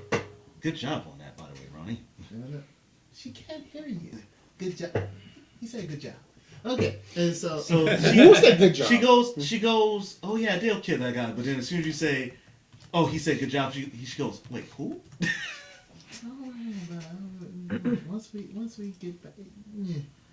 So what you're telling me is, Twitchy, the one who shot himself. That's the word that you use, right? Shot himself. Yes. That's exactly what I So said. took a big dump on his butt. Correct. Yes. And you're saying the guy that I stabbed, In the neck, yeah. he's alive? Yeah. Yeah, I know. I saw him die right Yeah, now. I thought he was dead too. Ronnie just looks at Stryker. You know, you are really bad at confirming your kills. I mean, we're getting chased. He probably didn't cut his airway or hit an artery. I probably did, you know. So, you know, I was kind of tied up a little bit too, so trying to not die. So what you're saying is, those 3 Yes. were on that ship. Well, they were on the way. I didn't see him when I got on the ship. Wait. I'm just assuming. If they were on the ship the whole time, were they here following us? Don't know. But they were here before us. Wait. You said you guys got that from a rat. That map. Yeah. Do you know if they've seen it? There's a possibility. Maybe. Oh, shit. I would have stayed on the ship and played recon, but I need to come back to you guys. But so we I didn't don't see wanna- it they couldn't have been found because they weren't with us. So they had to leave before us. That means they went west. Okay. Why did Garak feel creeped out by them? She's an assassin. They're assassins. She felt like she told me she felt some kind of presence that made her feel uneasy. You see, like, Ronnie's like trying to work it out in her head. And I'm sitting there like, like what? Did it make her feel scared? Yeah, nervous? scared. Oh, she was really scared. What was her exact wording? Yeah, she felt like uneasy and slimy and icky, I think she said. Icky? What? Okay, I get the... She was terrified. She was going to leave us. She was going to leave with our boat, and she changed her mind because she was scared of the other boat. Power that can make you feel like that. But I didn't feel anything when I was on the ship. You did feel? No. I snuck on to see if there was anything. I was like, oh man, I can't leave without you guys, so I jumped off, snuck off. Striker in your ear, you hear. I thought you hit it well. Yeah, we're just assuming though. I thought you said no one saw.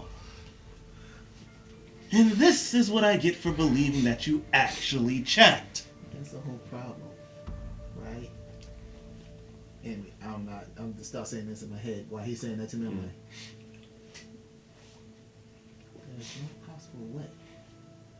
There's no possible way that he saw me bury this thing. And then I go, I'll be back. And that's where we're going to leave it for tonight, ladies and gentlemen. Yes! Very good session. That was a fun show. I'm not sure how long this was. I forgot to put a timer up, but I'm pretty It's sure 4:44, so Yeah, I don't know which time. I think it was about 3 hours. Yeah, so if I I've was gonna say, been this has tallying. been 3 about hours. our last couple sessions have been roughly about 3.5 hours. So I would not be surprised if we run at least that. If we run 4 hours, that's amazing. That's incredible. Just shows how much more energy you have when you're in person and you're live, and we're all being assholes to each other. And let's have everybody have a big round of applause for our guest of honor, Mr. Ninja K, And our artiste. who dropped in so beautifully into this character, who was up until this point just an NPC, fleshed him out, made him his own backstory, his own history, his own desires and ideals. Just beautiful. Thank you. Give him some love online. Yes, give him yes, some yes. love If online. you guys need an artist and you're in the the DMV area and you're looking for a community artist, hit my man up at KC2K277 I'm also on Facebook, Can I See Clemens, or in Instagram, Can I See Clemens 303-1977. My Instagram tag. And also, if you want me to make some not yet. Not yet on this. Prototype stage, yes. Prototype. But there's many more to come. Trust me. Oh yeah. And thank you. I'd like to say thank you for having me for this, and hopefully it won't be the last. Yeah, hopefully not. I'm just gonna call Noel out real quick. Patty.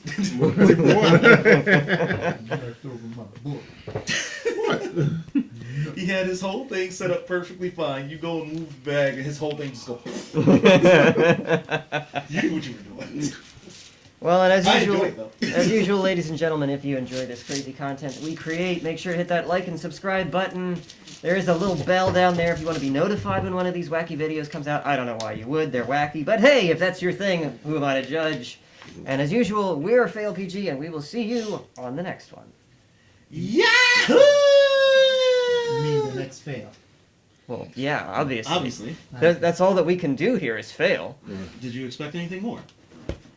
Oh, Yes. except Mr. Ninja K over here. He doesn't fail with the making of the boxes and the creating of the I characters. wanted more Yeah, fail. And the creation of the logos. Yes, And yes, yes. But he's also not exactly canon either, so he doesn't count in this. Well, he's equation. canon now. He's in the story. Yeah. Like So is Like it, Dragon so Ball is the thing Super. that we just try to get him back out for another session? I gotta make a character. That represents. Wait, you have a Perhaps. you have a laptop that works. Yes, I do. We'll talk later. We'll talk. We'll talk. Good night, everybody. Good night, everybody. Peace. Next time on Fail When did you get a PG. new laptop? How long ago